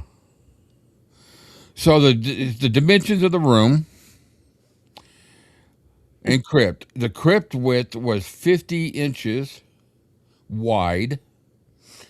Doorway was 41 inches wide. Crypt length was 101 inches. Doorway to the rear, and the bed length was 90 inches. So 90 inches is, let's see, 7 feet, 6 feet is 72. So you're talking about maybe 9 feet total. So the next chapter is the gravesite of Gladys Presley and Forest Hill Cemetery. That's what our next chapter is. well, it sounds like you could get a casket out of there, don't you think? Yeah, I think so. yeah, a couple of goons in a station wagon. Yeah, we could get that out in the shovel from Home Depot. Jeez. Idiots. I don't think Home Depot existed back then. They must have got it from Ace Hardware. I swear, the whole thing has been a comedy. We've been laughing about the whole thing about it. Laughing about when we were doing the attempt to steal the body. That whole thing was just a comedy of errors, and this whole thing about the photograph and who took it and how they got the pictures and it wasn't a belt buckle one, was it? Were you with us when we were talking about it being in a cigarette pack? No, No. go ahead and Well, come in there here. was one where they said that that the camera shop and said he could put it in a an empty pack of cigarettes with a little hole in it, and then so what he would do was when he'd walk up there, he would act like he's getting ready to light a cigarette at the coffin and pull his lighter out and light his and snap. Are you freaking kidding me? They must have been scared shitless, Dylan. You get, what was it, three photos? But we've Yeah. never seen one. They must have been scared to death Oh yeah, doing it. it had to be. Mhm. Yeah, no, it was crazy. And they would have had to be lightning fast too, because there's people with all those people coming by. I mean, they literally had. I mean, Linda said when she was sitting on the staircase with Lisa, people literally had seconds. They passed by in seconds. Yeah, As quickly as they you came couldn't in, they even went stop. out. You weren't Yeah, allowed to stop. You yeah. just walked right by it. So you weren't in front of his coffin, his casket, probably no more than what, 2 seconds? Yeah, but this family went through, not from people from outside. Oh, you know what? That's a good point. That's Yeah. a good point. But that's that's an awfully good picture for somebody who was doing I know. a bad picture. If you just can't see his face. Yeah, I think the camera was up high. Hmm. It had to be because of the angle that you see it at. Unless they went in there when no one else was in there. But then you would do Yeah. Because I mean, Lisa said he was in the house for 2 days. yeah, She spent time with him there. Linda sat there with him. did Who overnight. James who Brown's else? out there with James him. Brown was there with him. So it's very possible that this person could have gone in there when he was in the house before the whole procession even started. Yeah. Really interesting. Which seems more plausible considering what Joe said. I mean, the photo is pretty stable and pretty clear Mhm. given the angle. So it's somebody that would have had to have at least 2 to 3 minutes. Yeah. I could see the original photo because I Oh really yeah. think that the picture of his face was doctored. Yes. Yeah. Quite, you know. Yeah, that's what they mentioned here that it was touched up, it was smoothed out, it was doctored. Yeah, you're right. They said that it looked more like his mother laying in the coffin than him. Well, he was heavy and stuff. And Yeah. All right, let's get over this other scene. I'm gonna have to pop you in there, Joe. Let's see there. Let's see. I need to add him to the scene, and I'm going to get rid of this right there. Okay. Now we are going to watch. just like that. I like that. Yeah, there you go. There you go. Yeah, it works. There you go. All right, and do that. I got to get you adjusted right there. And now we're going to bring you down here. And bada bing. Look at that. All right, so we're going to watch the interview, or we're going to listen to the interview. We listened to this when we first started this whole thing, but things have grown, and now we can have the perspective of the man who interviewed Patrick Lacey, which was a great interview. So here we go. And here we go. That's the fact about him. The stuff about Vernon is absolute bullshit. He's lying. Even went as far as saying to me that Vernon said to him, "If you get the body out, don't bother with any of his jewelry, don't take his ring, and don't do anything to the body." I said, "Do you really expect me to believe that Vernon said that to you?" Elvis had no jewelry on. Oh, didn't know that. And Vernon knew it. The only ring he had on was the TC. A row? Did you want to say something? No. I'm sorry. I'm sorry. But I have a query there because I'm just trying to think. Where did I? Oh, it was in Elvis by the Presleys. What do you have? Lisa said that she went up and she asked, what was his name? The mortuary guy, the guy at the funeral home. Holton? Yes, she said that she went up just before everybody came through, and she asked him if she could give her daddy her bracelet that she had on, and he said yes, and he helped her take the bracelet off, and he put the bracelet on Elvis's wrist, but he pulled the shirt sleeve over his wrist so that her bracelet wouldn't be visible to everybody going by. Oh wow. Nice story. Yeah. B-ring, which they pulled before they put the casket lid down. Ah, really? Yeah. He was buried in a suit, no other jewelry, no shoes, just socks. Ah, that's a good one. That blows that right out of the water.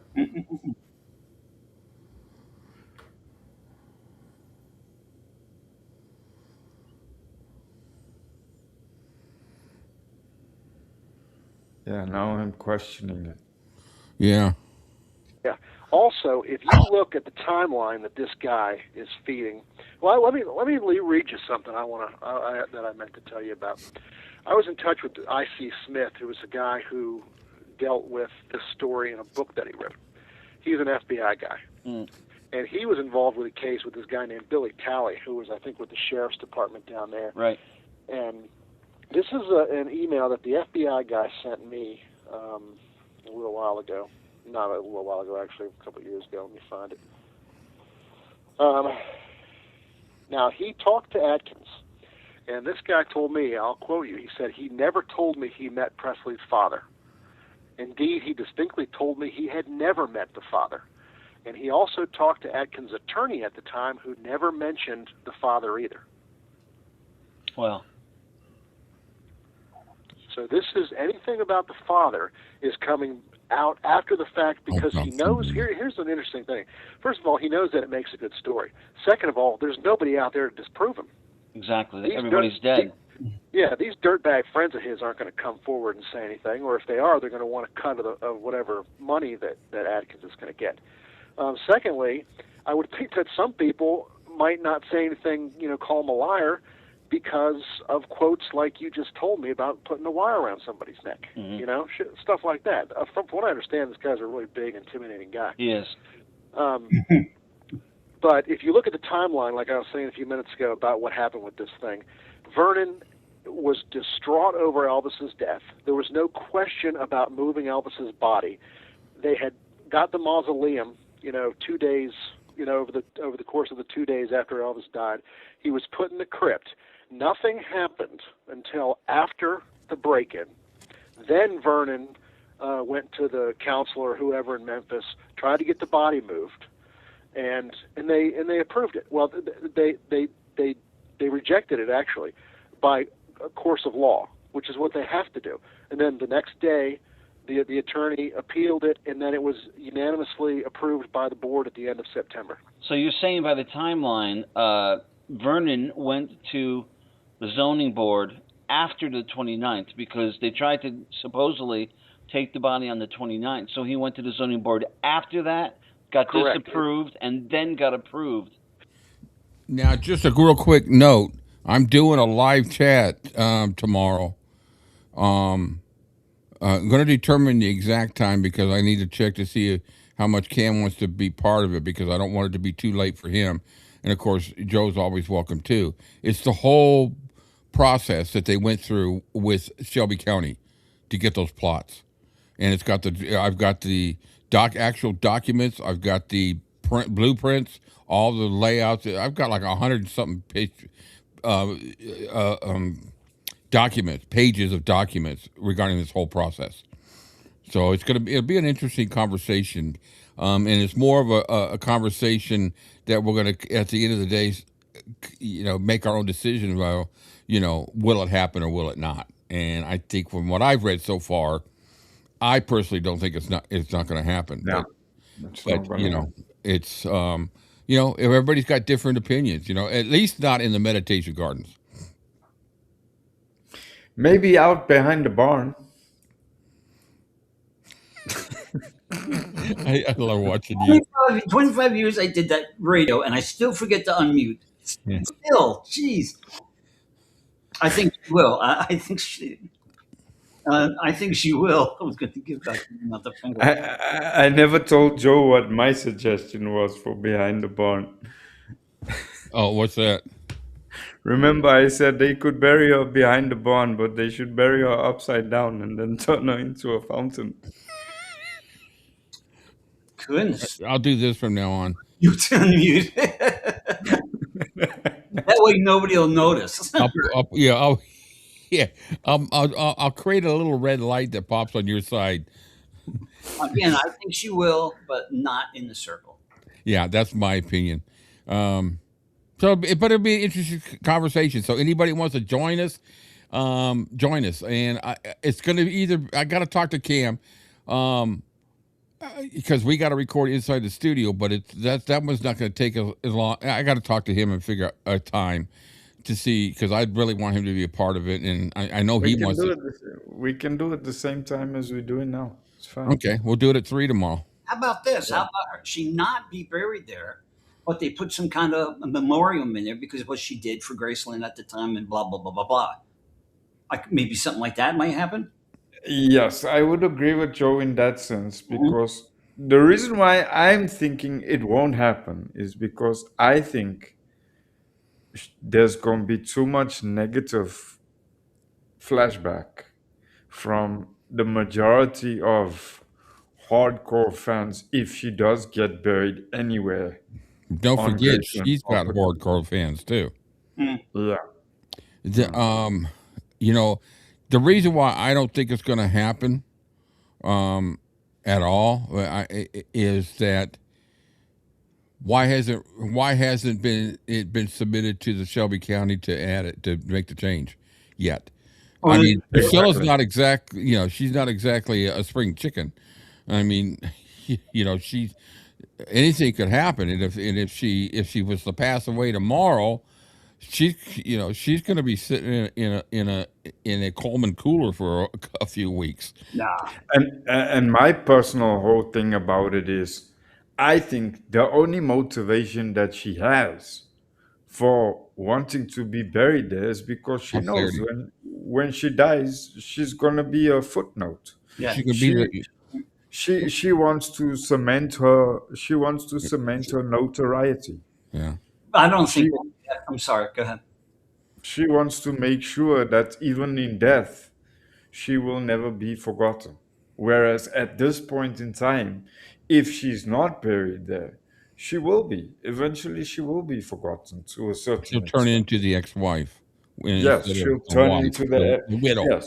yes, she'll turn into the long lost ex-wife and not the grieving widow. Hopefully, it would never happen. Coleman Cooler would be. I can't read the last one. Coleman Cooler would be the last. What is it? Oh shit! Let me move this down. It's cut. Sorry. Yeah. Coma cooler would be great. Make sure it's an aluminum one with a lasp on it. Well, we'll see. We'll see. But well, then what is she assuming that her son? Well, her son's a useless piece of shit, anyways. But she's obviously has no regard to being buried anywhere near him, because I'm going to tell you one thing: he'll never be buried there. Yeah, there's no control. There's no way that would happen. That would send an uproar. Well, either way, my personal opinion with regard to it is it would make no difference to me. It won't change how I feel about Elvis. So Yeah. it won't make me feel any less or have any less respect for Elvis in that sense. But if I really was given the choice, I would say no, because she wasn't an active part of his life at that point. The only motivation I would possibly allow her to say yes, it's fine, is if she came with the argument that she wants to be buried next to Lisa and Ben, whatever the case may be. Then maybe in that case, I will begrudgingly say yes.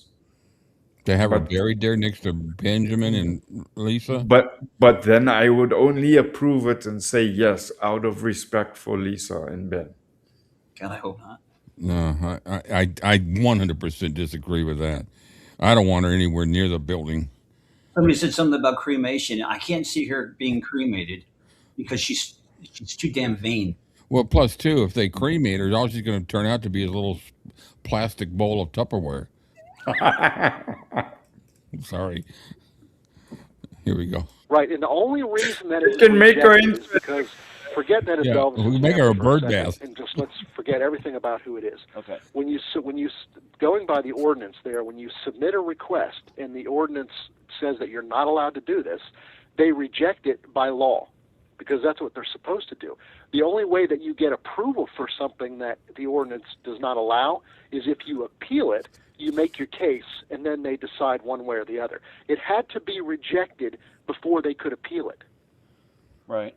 Because there was no law in Memphis at the time allowing for bodies to be buried on private property, Well, or on a family's property. Well, I don't understand that. I mean, he says that's why Vernon had him do it, was because of the zoning. Absolutely not. And I've talked to the guy who works in the records division down there. Uh-huh. There's no paperwork, no request before that. And in fact, I've looked at the ledger of expenses that the estate had after that, and the payments to Forest Hill started on, I think, the 2nd or the 4th or something of September for security payment all the way through October 3rd. Mm-hmm. Or October 2nd, whatever day it was.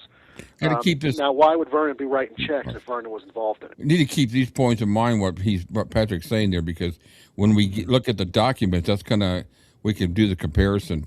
With it all. It's gonna be an interesting conversation.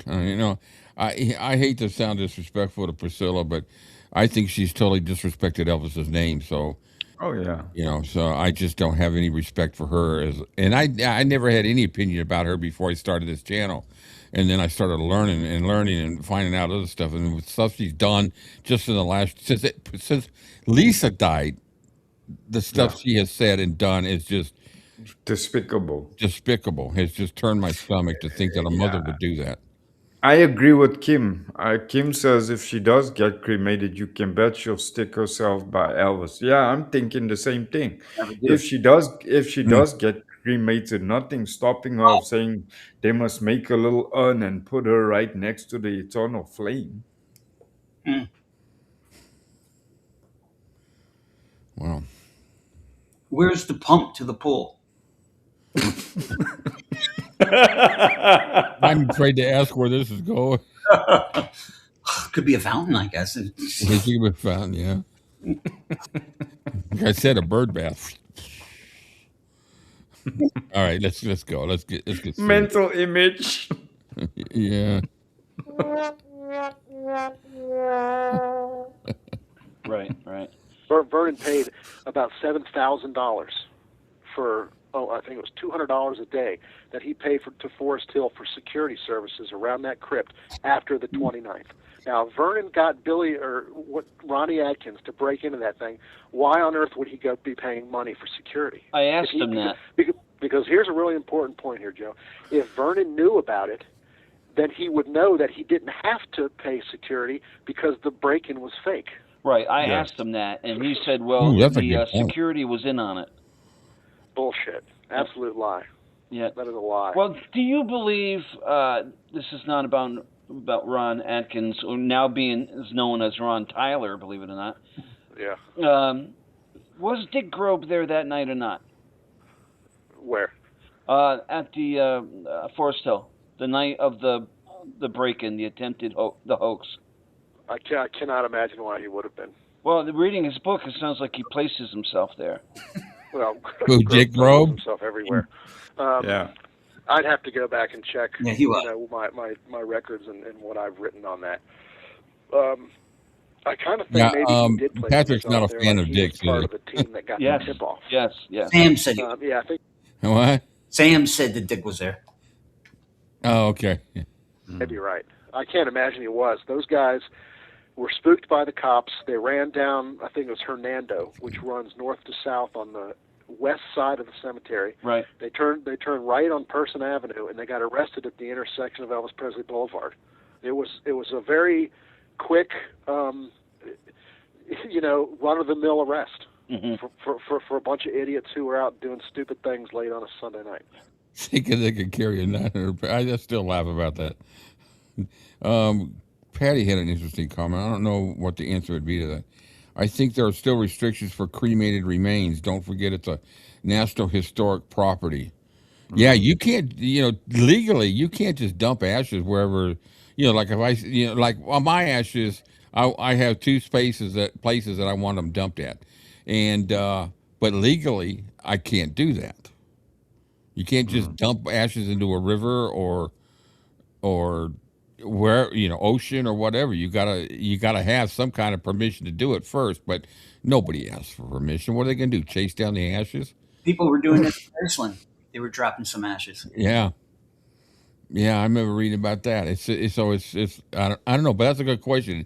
There are restrictions about it, and like she said, that is a national historic That's a property. So That's a cemetery. Graceland is the National Historic yeah, that's true. Cemetery. You don't charge. You can't charge.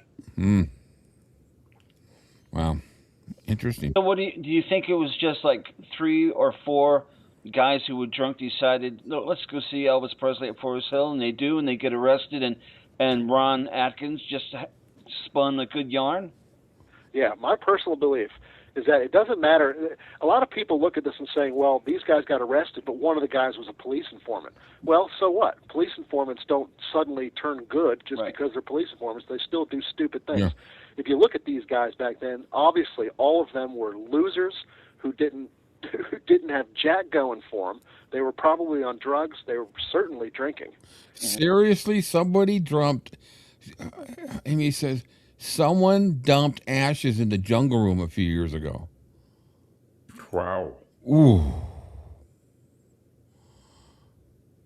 Jeez, that must have gone down well. that's worse than jumping in the pool.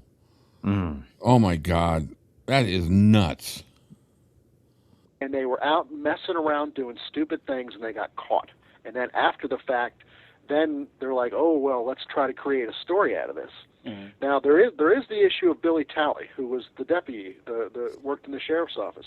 Now, there's a story there that he conspired with Atkins to do this break-in, and that Talley is the one who turned on Atkins, got them busted, thinking that, oh, I would go back to Vernon and say, hey, look, I saved your son's body from getting stolen, and maybe Vernon would pay him off or something, give him some money. Hey, here's a $50,000 check. Thanks for doing that. But now I've talked to one of the guys who was at the mansion for that week following the death, and was with Vernon all the time, and he says all of that is absolute nonsense. Vernon never would have been involved in anything that crazy. Yeah, I mean, he also said to me that they were actually planning on stealing the body right from the mortuary on the 16th. And I went, right, huh? Well, see, here's an interesting point about that, is that if he says that, then he is betraying his own story, because if he's saying that they were going to steal the body on the 29th because Vernon asked them to, if they were going to go back to the funeral home and steal the body on the 16th, that means Vernon had nothing to do with it. Exactly. Vernon couldn't have told anybody on the 16th. He was at the mansion all day long, all night long, with family and friends. Yep, never left it. He didn't go out meeting anybody. And if they were going to steal the body, then on the 16th they already had that idea in their head. Right. And I believe it could have been hatched that night. Hey, let's go down and do something crazy. And then it wasn't until 2 weeks later that they had a couple beers and said, well, let's go do it tonight.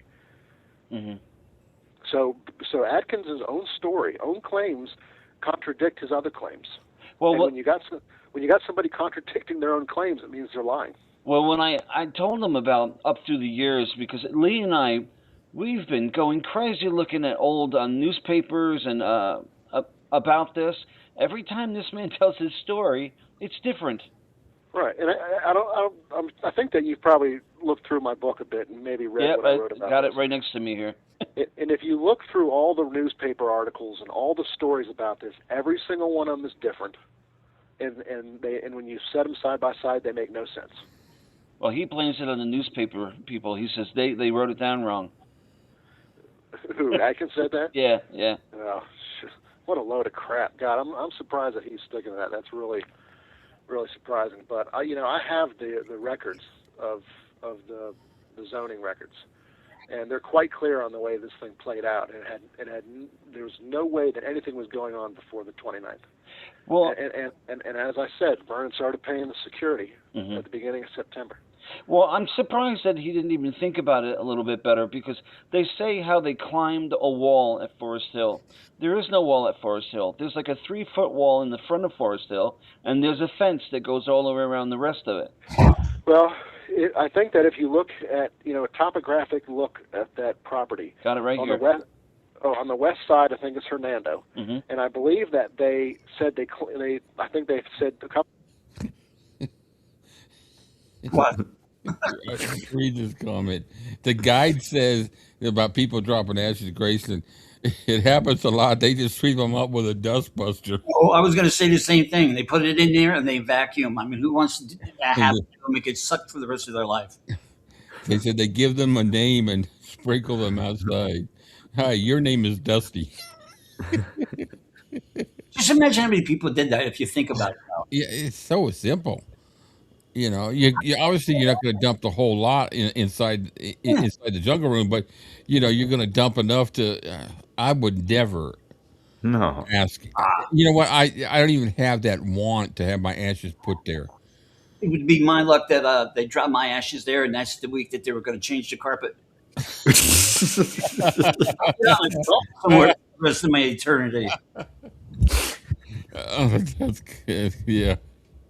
Different things. They climbed that fence there, or there was a hole in the fence there. And then they were going to carry the casket out of there through the hole and put it in the car. Now, obviously, if they climb the fence, they can't get the casket back over the fence. Secondly, as the guy from the deputy's office that I talked to said, that thing was behind 2 different slabs of marble. Right. It was sealed in that thing. And let's just forget all the why was the casket weigh so much. The fact of the matter, it was a heavy casket, and then you've got a body inside of it. Those guys, and I'm sure you've been in that crypt, there's no way that the 4 guys would even fit in there to lift the thing out. No, yeah. And if you got 12 guys at the funeral, busting ass trying to move the thing, well, certainly these 4 idiots couldn't do it. Yeah. Yeah, it's true. And, there's a little lift. If you go into that mausoleum, sometimes you can see it. There's a hydraulic lift that they use to lift caskets up. Now, that thing could have been sitting around, but you would have had to have known that the thing was there, and you would have to know how to operate it. Well, how far did they get? Did they get inside of the mausoleum at all, or were they caught at the door? I believe that they got caught while they were, I think, probably rattling or messing around with the gate. The door gate going into the actual crypt. Now, it's also possible they got caught trying to get into the door of the mausoleum, which now, as you know, is never closed. But then, since it was 2 weeks after Elvis's body was put there, they may have locked those doors. But now, it's open 24 hours a day. Right. I was talking to one of the managers at the Forest Hill when I was in Memphis this year, and they said that when they tried to do this, the stealing of the body, that they damaged the gate on the front of the mausoleum, and it's still damaged to this day. But I don't know if that's really true or not.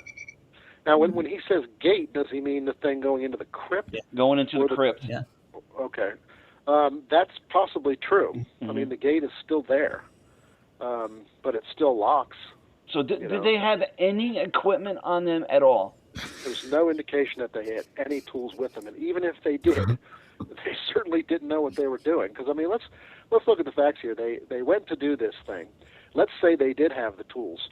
The claims are that they had X number of tools. That if you look at what those tools be used for, they certainly couldn't have been used to lift a casket out of a crypt bed that's about 4 to 5 feet off the ground. Go to Home Depot and say, one of the newspapers is a shovel and a pitchfork. Yeah, they didn't have the tools to do this. And, this goes also back to the ransom thing, is that, there's claims that they were going to be paid ransom to do this from some unidentified guy. Well, if you're going to get somebody to go steal a casket, maybe you ought to get guys who know what the hell they're doing. Yeah. And not these 4 bozos who didn't know what they were doing. And I don't believe that they had tools. Or if they did, they just had some stupid crap, and they didn't know what they were getting into. If they had actually had the strength or the means to pull that casket out of that crypt bed, what would have happened is it would have tipped over on top of them. Killed somebody. Yeah, and it would have fallen and probably opened when it hit the floor. Mm. And that would have been a mess. God, It yeah. certainly would have been. You know, there was also another police, another paper that I was reading. It said somehow it came up. Someone said they might even had explosives. That's one of the articles too. I don't know if I can't remember if it was a newspaper or where it was, but one of the people who wrote it said they had M1 rifles or whatever, carbines. Yeah. They were packing grenades. They were Dressed in military black. unit? Stuff. Jeez. Yeah, Dressed in it's black. like what on earth would they be doing with all that stuff, trying to break into a mausoleum? They probably had a Oh, bunch is of this all Roman coming? candles and Is this all coming firecrackers. from Ron Atkins? All these stories? I don't think so. I think a lot of this stuff may have. Well, I don't know what the sources are because these were all legitimate news sources that these stories came from. Most of these aren't, from Joe Smith on the street. Mm-hmm. These are newspaper articles that came out. Now, when you look at the crazier ones or the ones that are really off the mark, you're like, what are your sources for that? And I would like to find the guy, whoever wrote the story, excuse me, about the grenades and wearing black and military uniforms or whatever, and say, who told you that? Because that's insane. Well, certainly that would have been in the police report, and the police would have commented on that.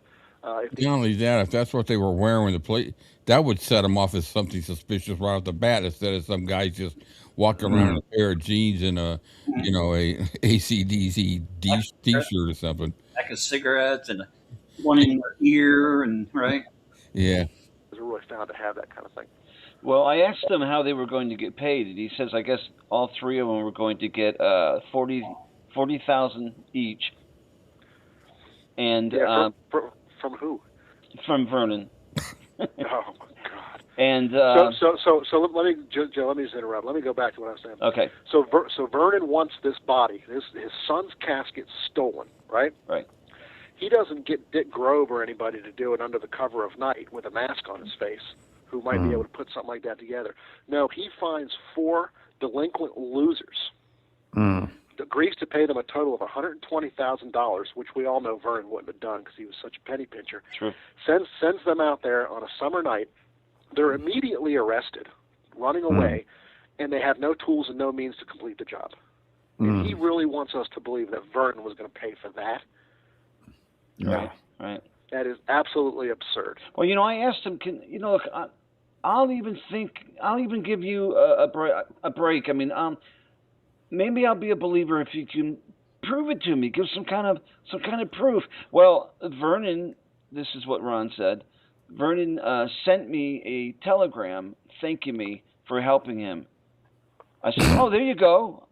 Can I see a copy of the telegram?" Oh, my lawyer's got it. So yeah, I'll bet. Who's his lawyer? Actually, he gave me his name. I don't know if I want to say it out. I'll give it to you after. Hey, since I got you here, what's going on in the Elvis is Alive stuff? Well, I'm waiting for this Eliza case to come to court, which is still floating around. They can't get their story together. Bradley for Lisa Marie has filed, a motion to dismiss. And they're preparing an answer to it. So it's still floating around. Nothing's happened. Is there really a chance that she might be a family? Absolutely not. No way. I feel sorry for Lisa Marie and the Presley family for being constantly bothered. Yeah, I've talked to Eliza's mother quite a bit about this, and there's no way it's true. It's absolutely it's crazy. She's got a long history of serious personal problems. Yeah. She's got a criminal record. She's got, let me see if I can get this straight. I talked to her adoptive brother's former wife and former niece, who said that she has been caught stealing identities before, too. Mm-hmm. So she's got a long history of just doing a lot of bad things. And so, no, she's not related. Mm. Well, these pat responses that she's, these canned responses that she's been using for years. But she can't answer questions either. And if people are afraid to answer questions, that means they're afraid to give the answers. She was down in Memphis while I was down there, and I saw people run across the street to get her autograph. I almost puked.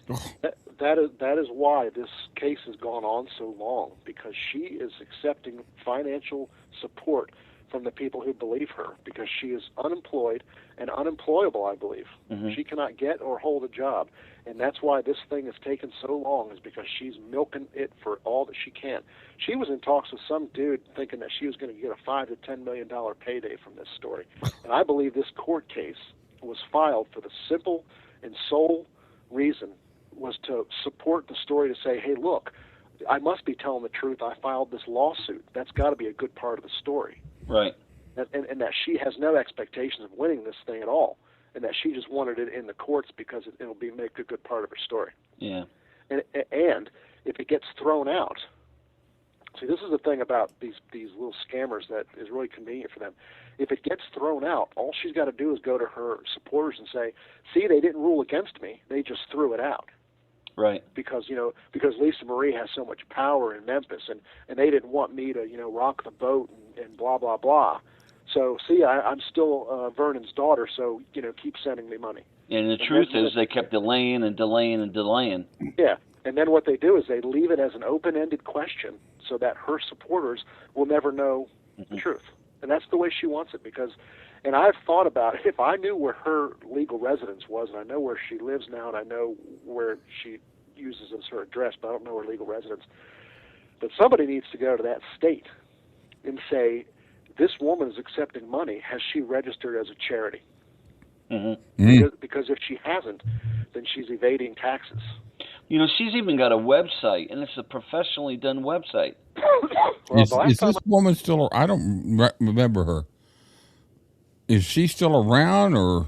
I don't think so. All of a sudden, she wasn't around anymore. DNA must have come out. It was a big thing at one time, yeah.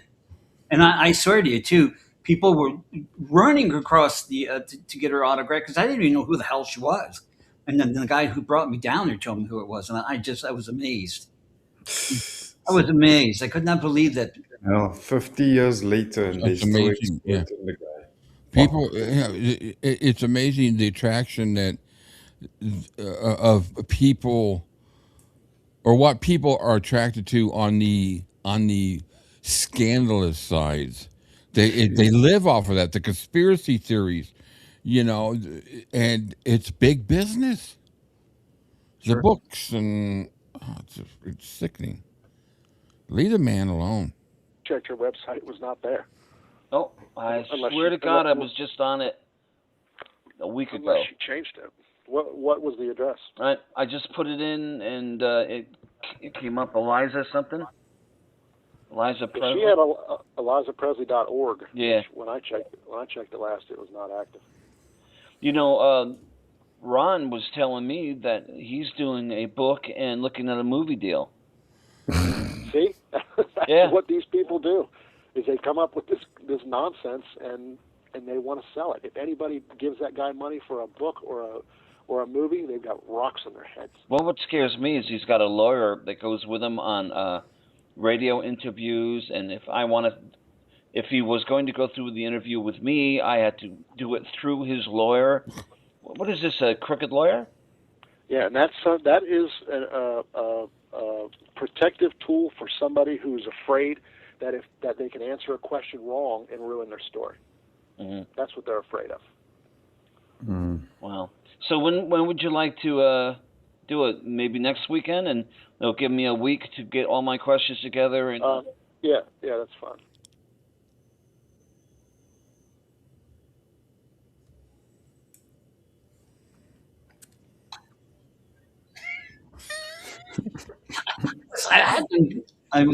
I jibber jabber count myself sometimes.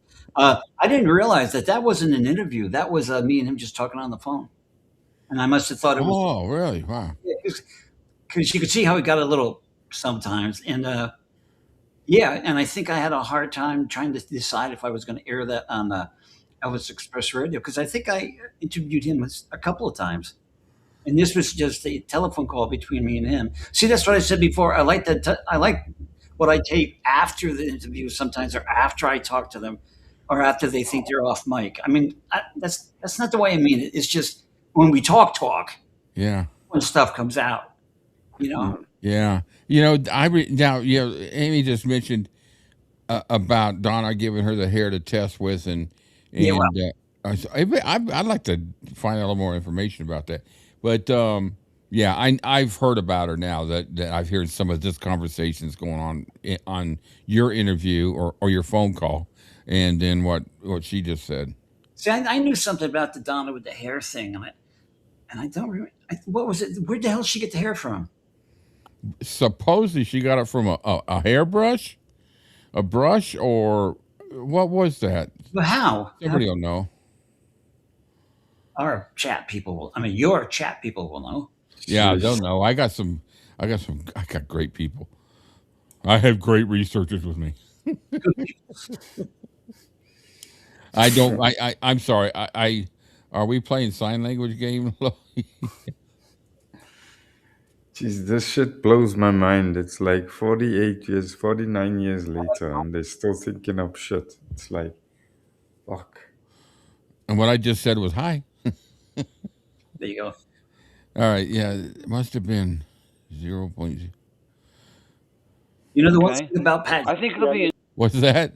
One thing about Pat, he always came back to me. You know, he was so nice. I mean, he's emailed you every time, right? Yeah. Oh, Pat? Yeah. He's never emailed me back. Oh, I'm No. sorry. What a bastard that guy is. Yeah, because I said that's why I do what I do now instead of just putting the book up here. I just do kind of a breakdown and I do use AI to kind of reformulate and just put it all in notes and stuff like that because we can review books and we can discuss them. I just can't put his book up here and just read. Well, maybe his mail got lost. Send him another mail and drop Drove's name in the email. Spam or Then something. he'll I'll come back send him to another one, but I'm horrible with the book, but I'll send him another one. I'd love to have him on one day. That'd be kind of cool. Anyways, I let's see, get back to this. Yeah, that's an interesting topic. The hair. Yeah, they could have compared it to Donna's hair because she had Presley in her. It's like the DNA too that they said they checked. Where did they get the DNA? Yeah.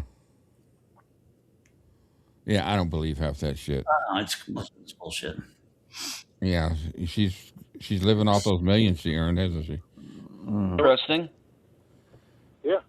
ElizaPrezi.org now goes to just a website of the person who created her website. And I might also note that they have a TCB emblem there, which they're using without copyright permission. Maybe it was a little longer than that, but I swear I was just on it maybe a couple of weeks ago. I think it was about a week ago that I checked this and it was down. All right. So I was surprised she even had it. I was really surprised. Well, she rarely updated it. There was nothing of substance there, and anything that you wanted to read, you had to register for. So true. So That's I think right. She's probably, I don't know if she might still be doing her Twitter account or I don't know what she does, but she's nuts. Well, how about the same time next Saturday? She's nuts. What's the date next Saturday? Do you know? No. Well, just tell me through the week and. Yeah, let me get a good time. Yeah. I don't know what I got on tap for next week. I'll just email you early in the week and let you know. And I'll basically do the same thing. Tell you how I was going to interview him. It fell apart because he doesn't want to ask any questions and because I don't believe him. And basically what we did. Right. Okay? And we'll just do it a little bit more formally, I guess. Yeah. All right, buddy.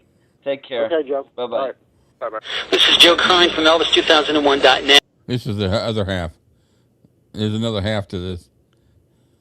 Did you forget? Mute. He's trying to stay calm.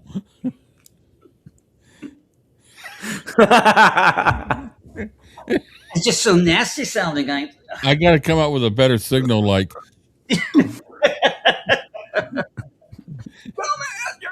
Instead of just pointing to my, which you really can't. You probably just think I'm scratching my ear. Jeez. Do we remember what we were talking about?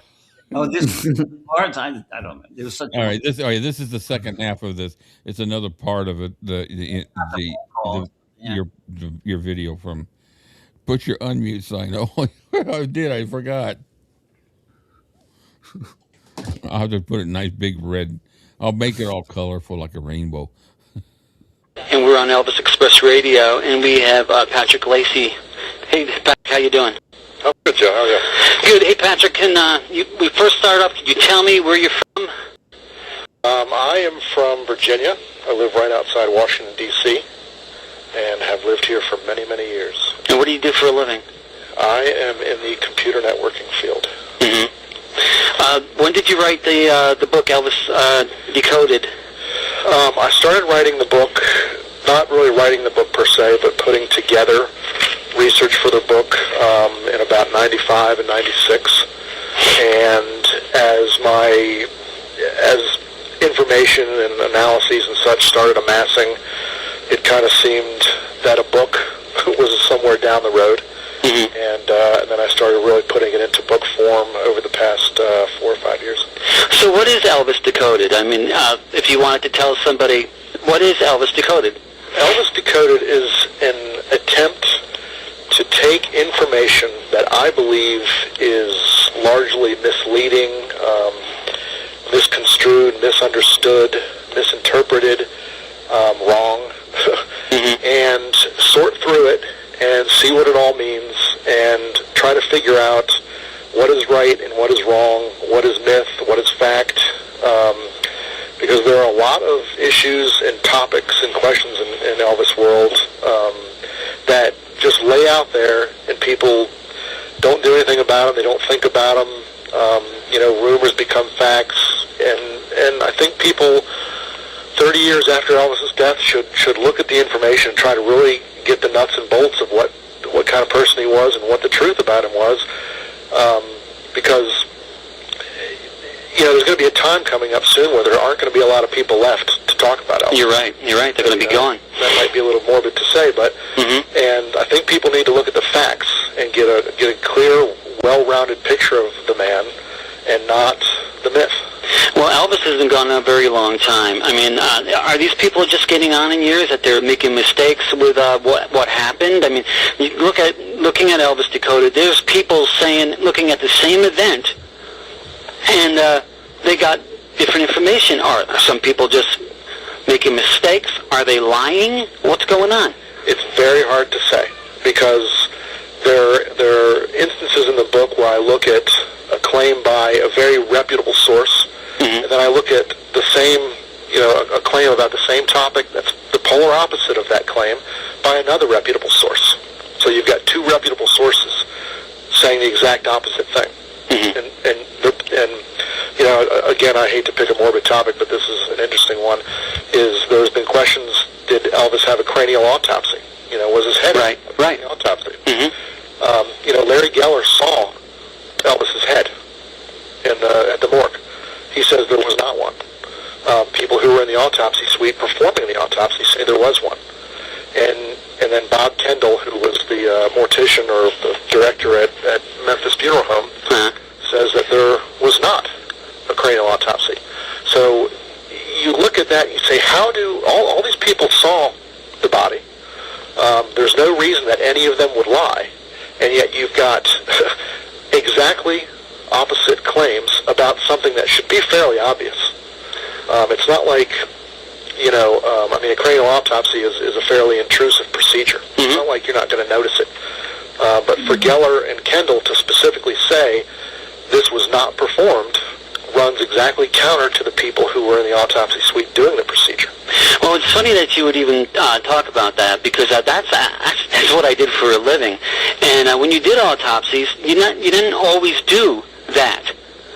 Well, it's my understanding that the cranial autopsy was done because, you run down the line of things that you do in an autopsy, and they got to the point where they weren't finding an obvious cause of death. Right. The pathology was not leading them down a certain road, so they said, well, we need to go one more step, and that happened to have been the next step. Right. If it was a pathologist that I was working with, we would have done one. Because of all these questions, did he die of this? Was it a heart problem? The drug question came up. Yeah, if somebody is in an autopsy suite and they've got a bullet hole in them, you don't do a cranial autopsy because you've already pinpointed the bullet hole. Exactly. But if somebody is found dead on the floor in his bathroom, With Larry Geller, I wouldn't take what he said at all because he probably didn't lift the head up. And when they do when we do that, the Mm, scar is back here. right. A lot of Mm. people think it's up here, when you do No, it's not. You do it like that, and then you pull the it's whole at the base of the skull. like that right over toward the eyes. It's that much, so you won't. Yeah. Especially with somebody with long hair, you wouldn't see it. And I No. would go by the people that did the autopsy before I went over the funeral home because they would know that they did it. Wow. Mm. So I think they Yeah, did. sometimes with Larry Geller, I don't know what to take with him. But Well, yeah, he probably looked when he touched his hair last. yeah, and you're right, Joe. I agree with you in the sense because he said, well, if you listen to what he said, he basically only focused on Elvis's regrowth, which would have been Right. here. Hmm. He didn't physically categorically state that he recolored Elvis's entire head of hair. Yeah. He said he Which just focused on the regrowth, yeah. which in that instance, had he colored the whole head of hair, he would have had to have lifted Elvis's head to do that. But if he focused on only the regrowth, he mhm. wouldn't have had to have lifted Elvis's head at all. That's never going to be settled because Right. Yeah, a lot of fans just don't want to hear it. yeah. Yeah. No, it's just like in this book. There's areas that I did. The only reason I went through it is because of the discussion. I did not want to sit there and listen to the whole the embalming part and the autopsy and what they did, and did they cut his brain? The whole thing. I just didn't want to hear that. But so I had what I did is I tried to separate myself from the fact that the body we're talking about was not Elvis. It was just a body, and they described it to me. So I had to I had to separate that from not being, that real to me. Now this My is the thought, card. This is the real quick. Amy said this to me. This is the card that Donna used to add to the books. What was it she said here? Um, she added them as a bonus to sell her book, the one that she says now that she didn't write. Oh yeah, yeah. So that's where that comes. So were they real hair? Probably her husband's. Oh, that's a good point. Anyways, nobody I'm would. sorry, Cam. I didn't mean to interrupt you. I just wanted to get that out of the way real quick. My thought is yes, they did because they would have had to. Because they didn't have, like Pat said, they didn't have a specific visible wound to say, yes, it was this or yes, it was that. When they took him in, initially, they didn't know. So my perception is they would have had to because it would have been standard procedure. And witnessed that. So yeah, so in my opinion is they would have had to have done a cranial autopsy because they would have had to have done one to have been able to check for uh, stroke. Yeah. They would have had to have checked for embolisms. Very emblematic. So, Yeah. so Yeah, in there's my a lot of things now. opinion, they would have had to. But would it have been seen to the average person doing his hair? No, not unless they sat him up and physically looked.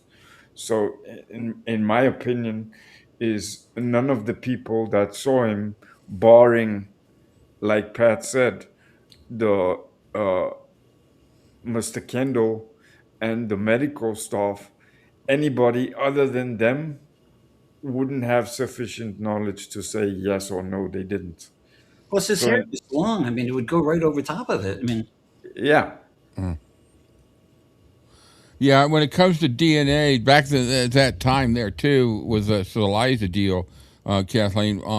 Yeah, you had to have the root. I know nowadays they're able to get DNA without that root on some form of it, but that's new, that's fresh, and it's not always accepted as fact.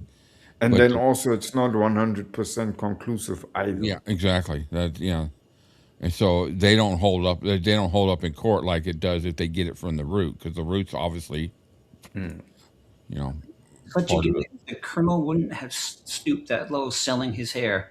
No, was it at the army? He was afraid that the army, after he got his haircut, was going to take the hair, so he took all the hair in a bag, so they couldn't do exactly what. Yeah, I heard something like that too. Yeah, yeah. Colonel Parker. And then wasn't it owned by the government, that hair? Oh, you know what? That's true. That was True. the government's hair. All right, here Of we go. course, could use the same analogy for toenail clippings too. Oh well, we can really get in depth with this, but I think we'll just leave it at that for right now. I'll go there if you want me to. Oh yeah, well, we would all be happy to go there. There's a few people that would love for us to go there. What else we got? You're shaving your armpits. Well, I don't think he did that. Never mind. You don't know that. We don't know that. That's true. I don't think any. All right, we're getting off topic here. Now we're talking about pubic hair, and now we're getting. You would do one. Right, especially if you're not finding the answers that you're looking for. Exactly. And there was no cardiac evidence that he had a heart attack or anything like that. So they just kept looking, and I think that was the natural progression of the autopsy to say, okay, we've exhausted these options. Let's go to that option. So it's not unusual that it would have been done, given the fact that they weren't finding the information they were looking for. So if it was done, why would they say it wasn't done? You think just so fans would not have that in their head for the rest of their life, that they violated the king? See, that's a very, very tricky question because like you hear comments on, the Y incision in the chest. Right. Made by, I don't remember if it was Geller or Kendall or both, but if they're going to say something like that, why would they deny the cranial autopsy? Yeah. They've already said something that's going to leave an impression in fans' minds. Right. So why not just say the rest of it? The people in the autopsy suite who are performing this, I can't imagine, they're disinterested parties. I don't know why they would make a claim that wasn't accurate, considering also that you've got 8, 10, 12 people in the autopsy suite. If you say something blatantly wrong, somebody's going to correct you and say, hey, wait a minute, that wasn't done. Right. I've talked 8 to 10 people. Gross. What the hell did they need to be in there? 8 to 10 people. Please, why? Usually when it was with me and the doctor, and that's it. Kennedy didn't even have that many people. He had JFK. quite a few though. Yeah, but He that had quite a was- few. Yeah, most of them though were the Treasury Department and one. That's terrible.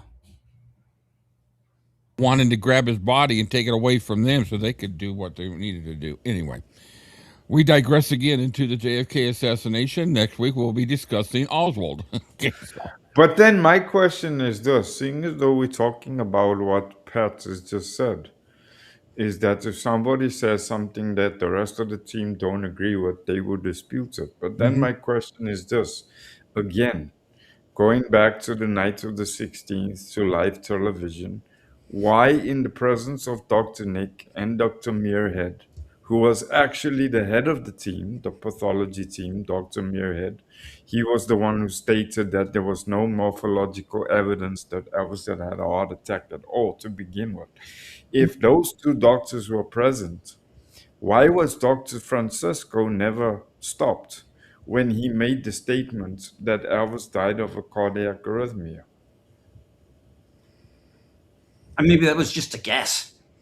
Well, Did they know yet? Did he say this? Well, it must have been a guess, because when they spoke to Dr. Muirhead afterwards, and later at a later stage, Dr. Nick too, they'd actually said that at the time of the press conference on the 16th, when Dr. Francisco gave the medical finding of a arrhythmia, the autopsy hadn't even properly begun yet.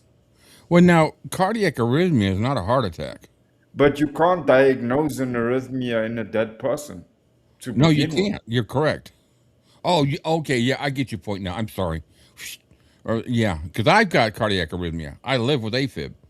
Yes, but you see, that's what Dr. Muirhead posted later. Is he asked that exact same question, and it was what was his name? Dan Warlick said the same thing. He said, if a person has an arrhythmia, basically what Dr. Francisco said was that Elvis died because his heart stopped beating. Well, duh. Everybody dies when the heart stops beating. But the question is,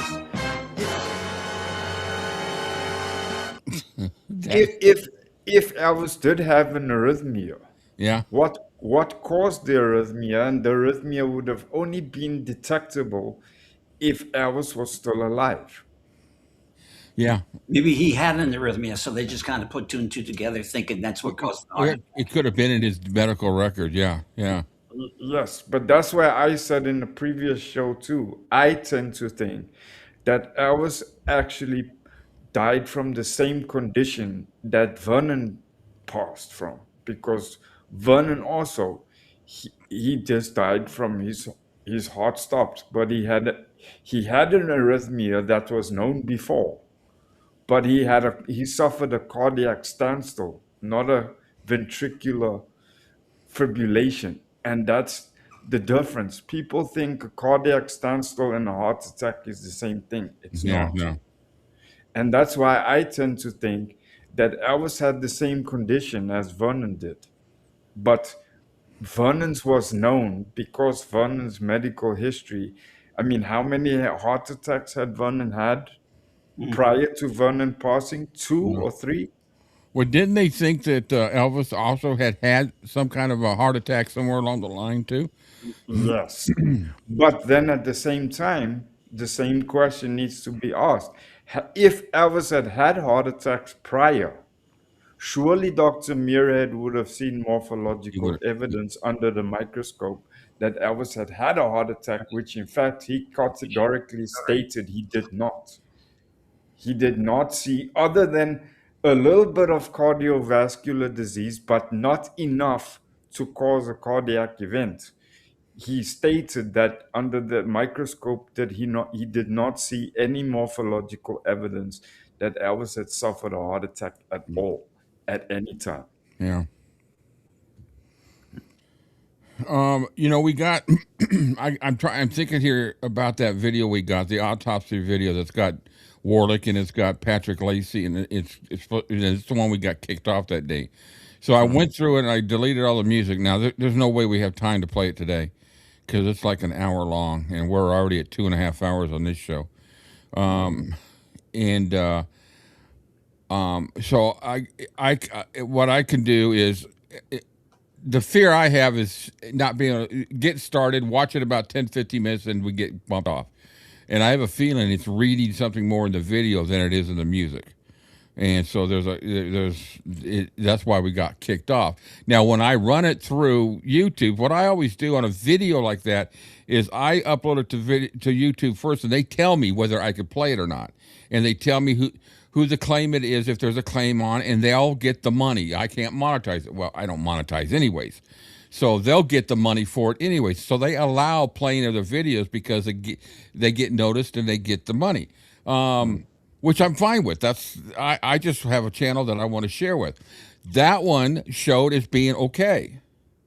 But when I got bumped off that day, then I got the report and it says it was due to some music in it.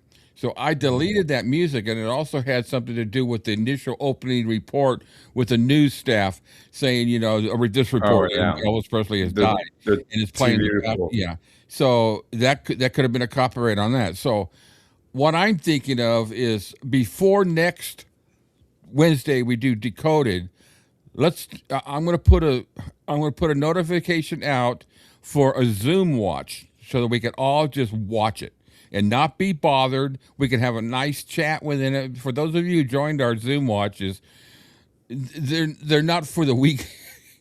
Our movie watch last night on the Zoom was an hour and a half movie, and we were still online for almost 4 hours and 20 minutes talking. So it was a great conversation. So what I want to do is I'll put out the feelers there, and anybody wants to do it, and I'll send the link to everybody. Now, keep this in mind.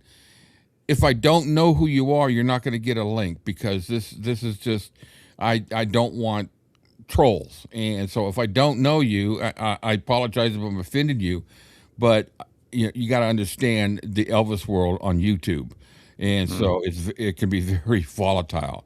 But I would like to do it. I'll even do it a couple of times, because doing a Zoom movie is easy. I mean, I kick back. I'm eating popcorn and watching a movie and all that stuff. So it's just like watching a movie with a bunch of friends. Same thing with this. So tomorrow I'll start putting together some different times, and whoever wants to join it, just let me. I got to figure out how to have everybody communicate with me, how I can send out a notification to everybody.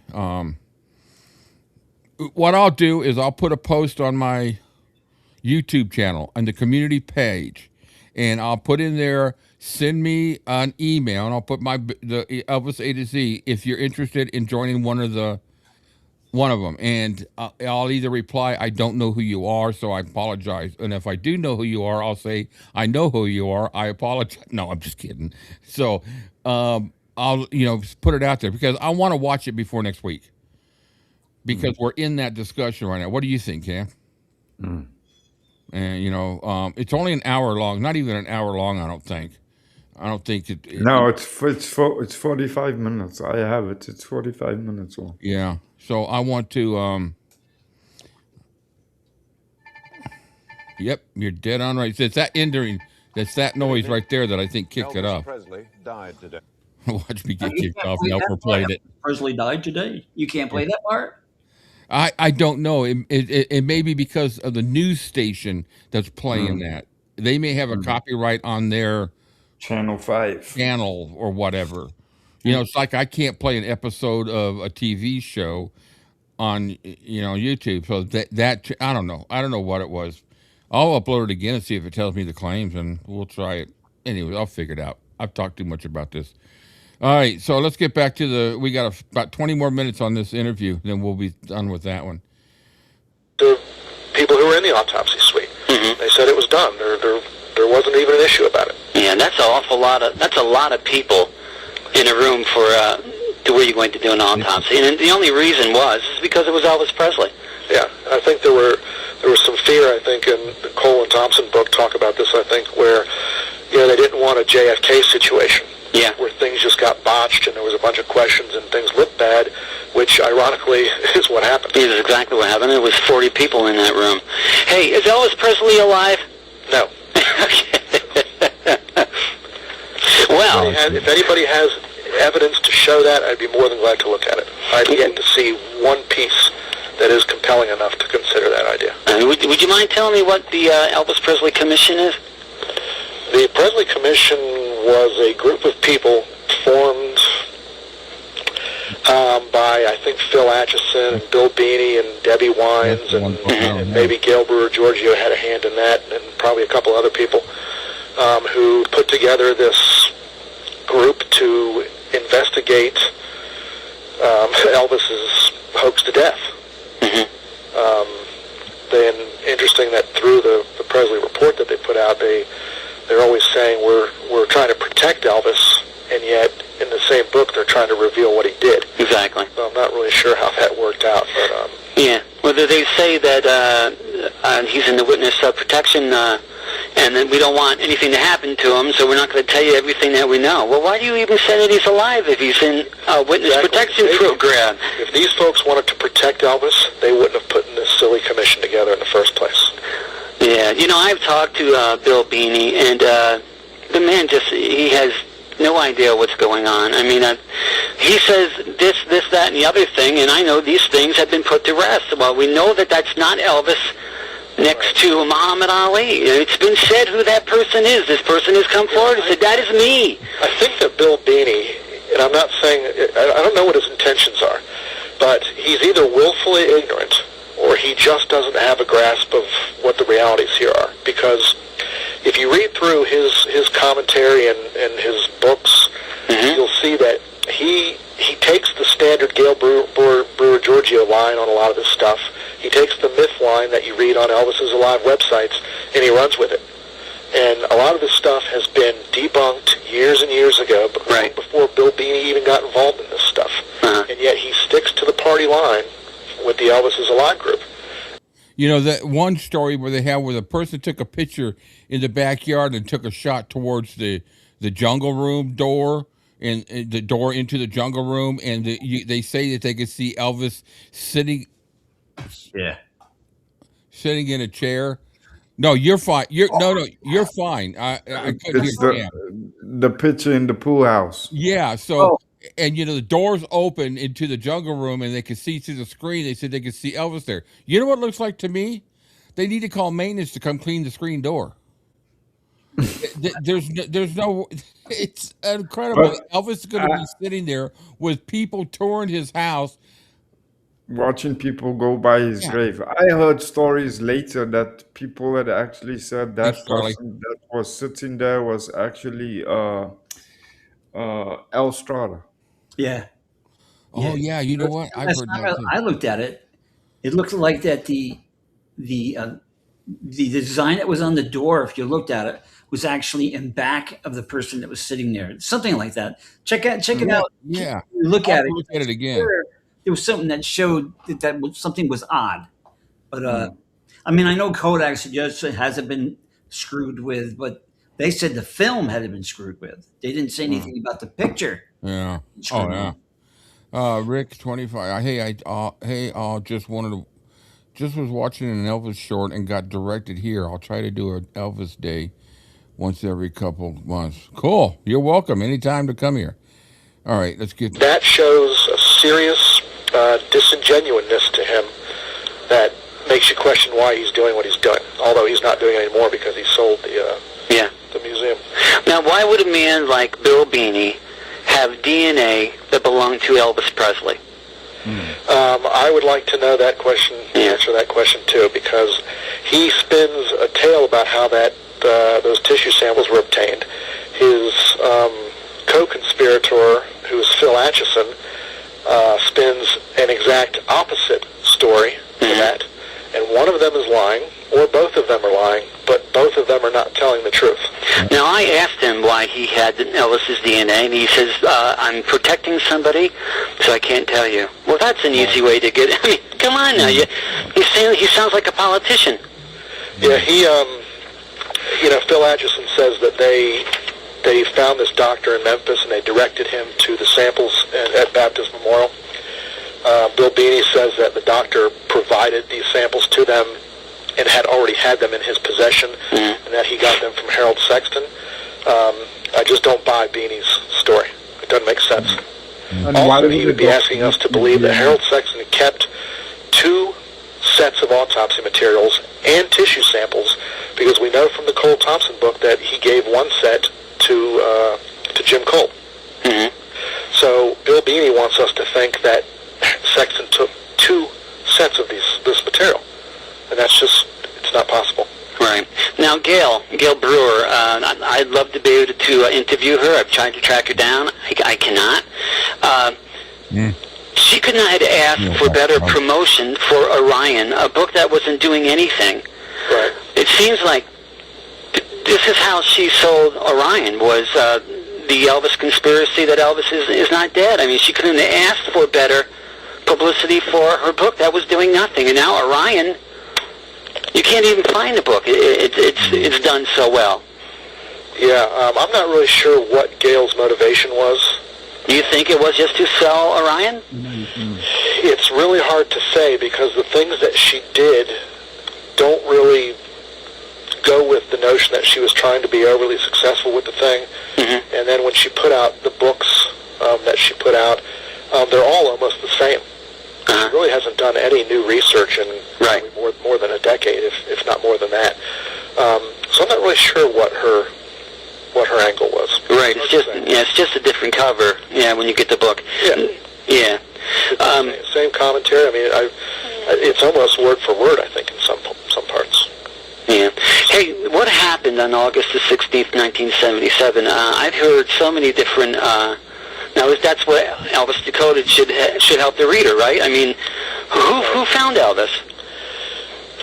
It's my understanding that Ginger found Elvis, as the story goes. I mean, when you look at Graceland, the activities from about noon on that day till Elvis's body was removed from the property. There's a lot of variations and a lot of different claims here and there. Who was where? Who was doing what? Who answered the phone? Who made the call? Etc. I believe that Ginger found the body. She called downstairs. Al and Joe came up, and the sequence of events happened as we've been told it happened.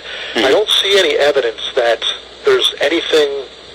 There's no red flags when I look at the described scenario. Now, there are differences in descriptions of what happened and there are different accounts, which tells me somebody is right and somebody's wrong, or they're both wrong and they've both, dropped the ball on it.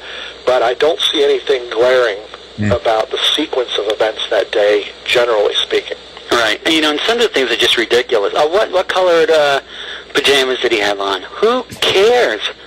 But the reason that I put the pajama question in the book, for one reason, to show people who read the book how easily people can get facts wrong. And you've got X number of eyewitnesses who were in that bathroom, who saw the body being removed, who saw him at the hospital, wherever. And yet you've got so many different claims about the color of the pajamas, the color of the pajama top, the pajama bottom, what fabric the pajamas were, was he wearing a shirt, was he not, were the pajamas down, were they up, all this kind of thing. And you're thinking, how can so many people get one ridiculous fact so wrong? Right. And yet somebody did. Right. Now, do you see a lot of people put themselves in like this, in the most important position? Yeah, a little bit. Yeah. You get the impression that David Stanley was kind of putting himself in a take charge kind of position. Joe Esposito puts himself in that position, which is more believable because he kind of was in that position anyway. But nothing I think egregious, nothing that's too much. I think it's just the way that those guys were. Right. Positions in Elvis's life. And it wasn't just that day. I mean, you can go back, 10, 20 years, and a lot of those guys were putting themselves. Hey, real quick. Hey, Rick, I noticed you're new to the channel. No, we're not a conspiracy channel, first of all. And we don't entertain any conversations about Priscilla, about Ginger. And so if you're a troll, and I believe I've probably seen your name over at, Whack-A-Mole's channel. So any more comments like that, you can go. I don't entertain any trolls, period. But if you're not a troll, I sincerely apologize and enjoy our show. In that position as well. Oh, sure. They still do it. I'm surprised that some of them haven't said that they weren't there when Elvis was born. Yeah. Hey, who is Bill Miller? Bill Miller is a gentleman out in Las Vegas who is claiming to be, or to have been, Elvis's best buddy and private investigator and someone who spied on Graceland and the Memphis Mafia and that type of thing. Now, you and we've had discussions about this before. Yeah. And I'm not really sure how much that you want to talk about it. You want to wait until his book comes out. Do you know when that'll be out? I've heard different dates and different time frames. I thought that it was supposed to be out by the end of the year. I heard the other day that it was delayed. So I don't know what the story is there. Now, I was supposed to interview him, and he kept getting put off and put off and put off, and I was finding things. They sent me like a packet. This proves who I am, and, well, you and I have talked about it, and It seems like a lot of that packet can be just destroyed with just facts. I've looked at a lot of his documentation that he claims support his story, and there's nothing there that says I knew Elvis in any shape or form, much less in the capacity that I claim. Nothing. Right. And I suspect that what is going to be in his book is going to be these documents that he's posted on his website and such, that he's using a circumstantial evidentiary pattern to say, A plus B equals C, this and this and this, therefore I must have known Elvis. But that doesn't stand up anymore. You kind of prove that you knew Elvis and that you were in the position that you say you were in. There was a big interview with him on EIN a while back, and they talk about, he says he was on the grounds of Graceland and he played with Lisa Marie and this, that, and the other. None of it stands up. And I've analyzed it all over the place, and it just doesn't stand up. Right. Right. A lot of the documentation that I've looked at, like the one where the colonel said, I remember you and you were a good old boy, that type of thing, and then he signed it at the bottom with what looks like a signature that the colonel would have given a fan. Right, and a gigantic magic marker. Yeah, and a gigantic magic marker. Well, if you read through the documentation that he has, the tone and the language and the feel of these testimonials testimonial letters are all kind of the same. Billy, you were a great guy. Elvis loved you. You looked after him. Way to go. You know, here's this letter to prove who you were. You know, it was from Mike McGregor, and I think Mary Jenkins wrote him something. I don't remember the content of that off the top of my head, though. But, Right. You know, the Sinatra letter, which, as you know, they got the date on the thing wrong. Right. You know, all this stuff it's the same type of letter. And it almost sounds to me like the same person is writing them. Do you think he wrote them? I believe somebody that he knows wrote them. And it wasn't Elvis or Frank Sinatra or Mike McGregor or Mary Jenkins. Yeah. Now, let me get on the other side for a minute. Is it possible that his story is true? No. No. Okay. I'd have to say that I don't believe it either. You know, you know, some people have come to me and said, you know, you're too hard on Billy Miller, and you're too critical of him, and this type of thing. I've got no personal thing about Billy Miller. I don't even know the guy. But when he makes, you know, this claim and this claim and this claim, I'm going to analyze them, and I'm going to see what the facts turn out to be. I've researched his story and the claims that he made extensively, not just reading over them and seeing if I agree with them or not. I mean, I've researched them. And nothing that he has said stands up. Nothing. Not one thing. So if somebody says, here are 100 pieces of evidence that I am who I say I am, and yet not one of the pieces of evidence stands up, you have to reach the conclusion that the person's lying. And that's where the evidence takes us. This isn't a situation of, oh, I don't like Billy Miller, so I'm going to find him wrong or incorrect or lying or whatever. This is what the evidence shows. I've talked, you know, for instance, he told me one time that he ran some undercover investigations in Virginia for the Virginia State Police. I talked to the head of the Virginia State Police of that investigations unit who was there through the entire 70s. He said, I've never heard of Billy Miller. I know who Elvis Presley is, but I never met him because, you know, Billy says that Elvis was with him on these things. And the guy was just stunned that I would even ask him such weird questions. Right. And yet Billy Miller said that's what he did. And the notion that Elvis Presley went on undercover police raids with somebody is preposterous. Right. No, he'd only stop on the side of a street to stop the fight. Right. I mean, you know, a lot of people also miss the business angle of this. If Parker knew that Elvis was doing things like that, he would have had a meltdown. People who insured Elvis would have said, Elvis, you can't go out on police investigations. Sure. That's insane, you know? So just keeping it very simple here, I've never seen anything of Miller's that can stand up. Yeah. And I hope that fans take a little bit of time before they jump on that bandwagon and say, is this guy really telling the truth, and is this stuff possible? Because I don't believe that it is. It's almost like they're looking for another, well, I hate to say hero, but another person that was there. Well, I hate to use the word desperate, and when I use the word desperate, I'm not saying anything critical about Elvis fans. However, I believe that there's almost a desperate feel that, hey, we need something new. You know, all these avenues of information and the Memphis Mafia writing books and this, that, and the other, those have all been exhausted. We need something that makes us get closer to this man, and it's new and it's exciting and that kind of feel. They're desperate for something because they want more, and the supply is running out. And I think that Miller, and maybe even, you know, well, Joe Hansen isn't a good example, but some of these people who've come up with these crazy claims, well, Bill Beanie even, is that these people want to latch onto it, not because they're already accepting these claims as truth, but they want to see what the story is because they want that extra, you know, they want that new story, that rush of, you know, adrenaline or whatever that says, okay, we've got something new in Elvis world. And, you know, I've heard people just the other day said to me, well, I'm going to give, you know, Billy Miller the benefit of the doubt, and I'm going to buy his book. And my opinion of that is, well, if you buy the book, you've already committed your money to him. And then if you decide that he's not telling the truth after the book, he wins and you lose. Exactly.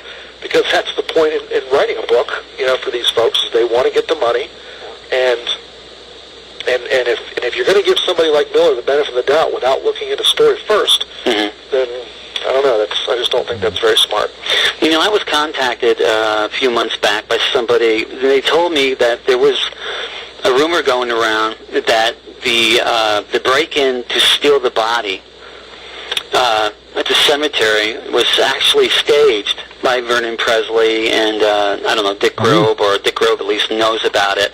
Now, I'm good friends with Dick Grove, and he just kind of really poo-pooed that off. You know, you have information of that inside Elvis Decoded. Yeah, I look at that story quite a bit.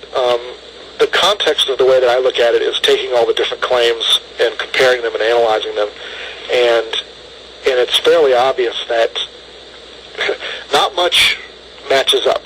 That all the people who have written about that story have varying facts that, I mean, border on something that's just made up. You know, the guys in the cemetery wearing bulletproof vests and carrying grenades and things like that. Then you've got other stories where these guys were just a bunch of losers hanging out doing a drug deal. You know, you've got all these different stories, and you're like, God, where did this stuff come from? I don't believe that the break-in even happened.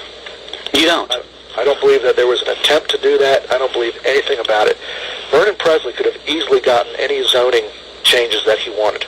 He just had to wait for them, like anybody else. The Presley name had a lot of power in Memphis then, as it does now.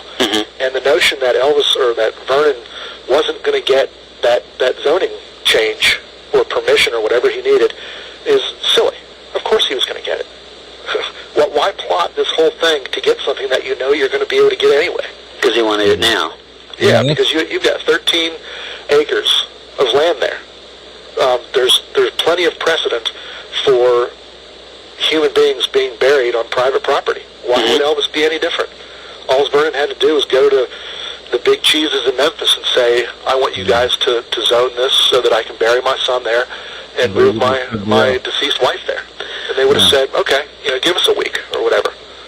The notion that they put this big plot together is absolutely ridiculous. Especially And, given you know, who Elvis there's was. truth about Elvis. What's that? Vernon would have got it right even faster, especially taking into account who Elvis was, and he would have been safer on Graceland, as is proven.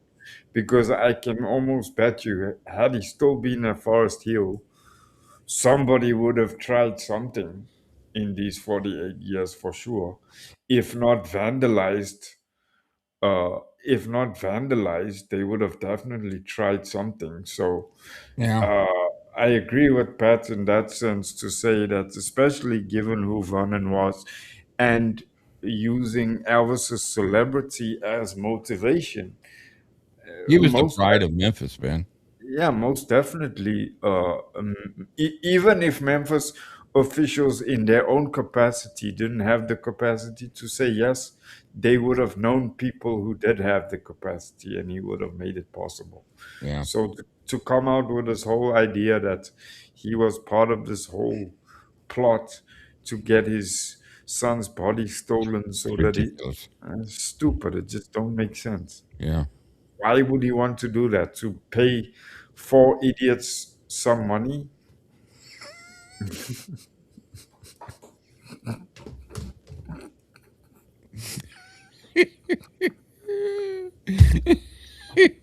I thought I'd draw a picture this time instead of sticking my finger in my ear. I think the Rock and Roll Hall of Fame should have been in Memphis. I do too. I mean, what did Cleveland have for rock and roll? The place where they called it rock, they nicknamed it rock and roll by Alan Freed. He coined the term rock and roll, so now they decide they're going to put the Rock and Roll Hall of Fame in Cleveland. That's about all they have. So. Crazy. No, I mean, yeah, they got other stuff there, but anyway, it is what it is. I guess we're going to change nothing now. Movie that's supposed to be coming out. Yeah. Those guys claim that one of the Ronnie Lee Atkins, who was supposedly the mastermind of this whole thing, put this thing together, and he said that he met with Vernon to stage the thing. And I think that is... I don't even have a comment on that until I see the interview, but that is just... I'm not buying that. Well, Vernon was so frail, and Vernon went nowhere without somebody being with him, and many times it was Dick Grove and somebody...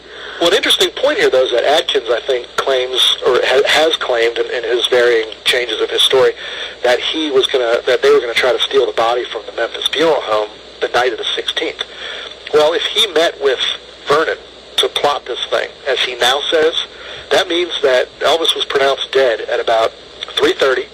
Vernon found out about 4 o'clock, and that sometime after 4 o'clock that day, on the day that his son died, he was meeting in some parking lot with some police informant to try to plot a faked staging of a body theft. Mm-hmm. It just doesn't sound. I don't think Vernon was going out and doing that. No, Vernon was just devastated. Yeah, and I think if you stick with the story that this theft happened, 2 weeks or so after Elvis's death, if he met with Vernon somewhere in there, well, that's a ridiculous story too. But at least it gives him 2 weeks to meet with Vernon. And if Atkins sticks with his claim that he had gone to the they were going to go to the Memphis Funeral Home for this, then he has to somehow put himself with Vernon Presley in a parking lot talking about this the evening of the 16th. Yeah. And that is just impossible. Patrick, will there be a Elvis Decoded #2? I'm doing a lot of research right now, and I had initially said that there would not be an Elvis Decoded 2, but I'm kicking around the idea, depending on what happens with some of the research that I'm doing right now. Right. I do know that regardless of what I decide to do with it, if I don't pursue a second book, I'll be putting the stuff on my webpage. Yeah, and what is your website? Boy, off the top of my head. It's hell to get old.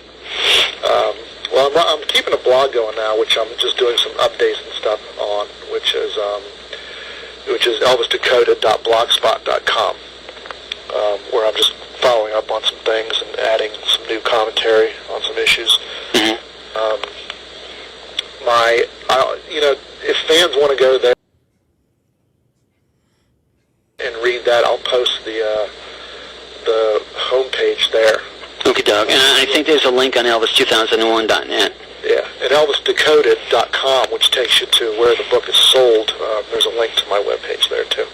The webpage is just where I go over what the book is about, and I have some commentary on Miller and Paul Terry King and some other stuff. Okay. Okay. Patrick, I'd like to thank you for doing this for Elvis2001.net and Elvis Express Radio. Glad to do it, Joe. Okay, take care. Bye-bye. All right, thanks. Good interview, I tell you. I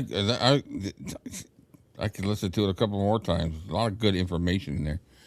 And Again, he's good. He's a common good sense. speaker too. Again, common sense. Yeah. And it's like so many people in the Elvis world is like I said earlier, they eat the shit up and like, oh, okay, Yeah. okay. They live for this shit. There's got to be more to it. There's got to be more to it. Can't just be that. Yeah. Yeah. All right. So a couple things real quick, just to let y'all know. Well, my daughter stopped in, who I ain't seen for a while. So she stopped in real quick. She got a tattoo down the road, pretty big one, pretty cool tattoo. Anyway, she's 27 this year. So she just stopped by to say hello, tell me she got a promotion at work and all kinds of stuff. It was good to see her. So she's going to come by next week when my brother's here. And then I eliminated Troll. I was sitting there watching his comments because I could swear to God that I saw his name the other day. I've been copying some chats and I saw his name in a specific chat.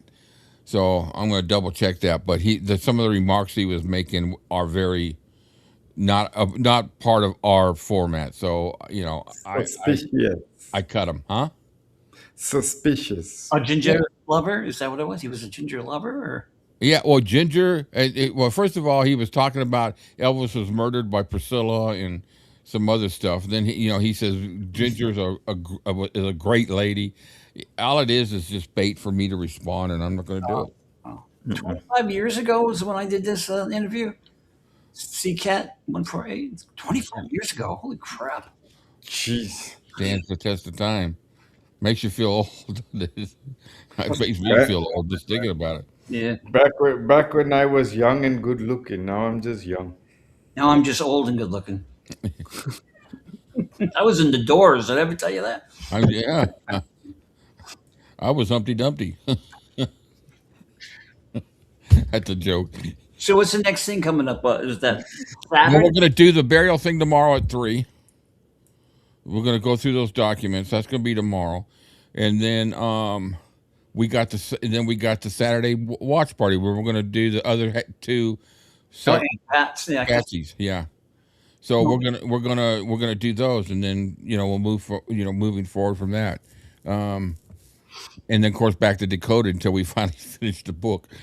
I thought it was only going to take 5 or 6 weeks. I think we're into week 20 with it, but it's such an in-depth book.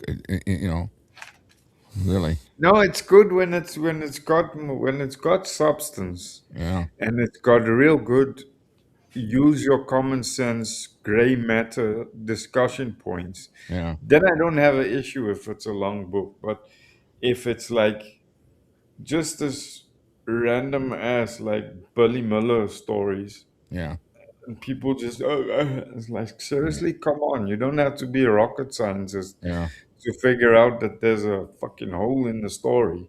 yeah. Just use your common sense. That's why I like in-depth stuff like this. It just makes you think, and you know what? Everybody here had opinions about certain things, and it makes me think. I don't believe everything. I will tell you one thing: those guys didn't know have any freaking. Those guys never even went to jail, did they? Mm-mm. They were never even convicted of anything, charged with anything. no, I nothing. mean, I guess they didn't have a law for stupidity back then, but it was just the whole thing. I don't know. We'll never know the truth, will we? Talk about, No, I've been asked to put all my interviews in one book. Ooh, no, yeah, Yeah. no, that and would be cool. it's like I said a couple of weeks ago too, and in a way it's sad because people forget that Elvis was a living, breathing human being. He wasn't just Oh, a name up in lights. And when you look at certain instances like this, and what Patrick is discussing in the book, and what we discussed in Robert Kendall's book, etc., etc., when people have issues with those kind of things, in my mind, those are the people that are just willing to look at Elvis the superstar right. and remove the fact that he was a living, breathing human being. Mhm. Yeah, And to me, only looking at one side of the argument, whether you look at purely the entertainer side and you discount the human side, or vice versa, yeah, that does an injustice to who Elvis was as a person because you're not looking at the entirety of Elvis. You're taking pieces from this and pieces from that yeah, and put together a narrative that suits you. And when you do that, then you're not looking at the entire picture. I'm not saying that uh, Elvis didn't do things that were disagreeable, or maybe I would have done different. But I am saying this is that every possibility and opportunity is possible and plausible right, if you look at it from that perspective. right. Don't look at it and say, oh, this never happened, because that forces me to look at it from outside of the Elvis was an entertainer uh, realm, or vice versa. You have to look at it as a whole. And that whole is Elvis was a human being. Yeah, He had human faculties and human flaws. And if you only look at one side and not the other, you're doing an injustice to the life he lived. yeah. That's just my opinion. No, I agree.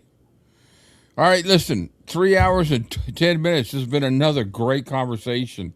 That went fast, and thank you guys. What I'm going to do is I'm going to make a post on the my YouTube community page. That way anybody can access it.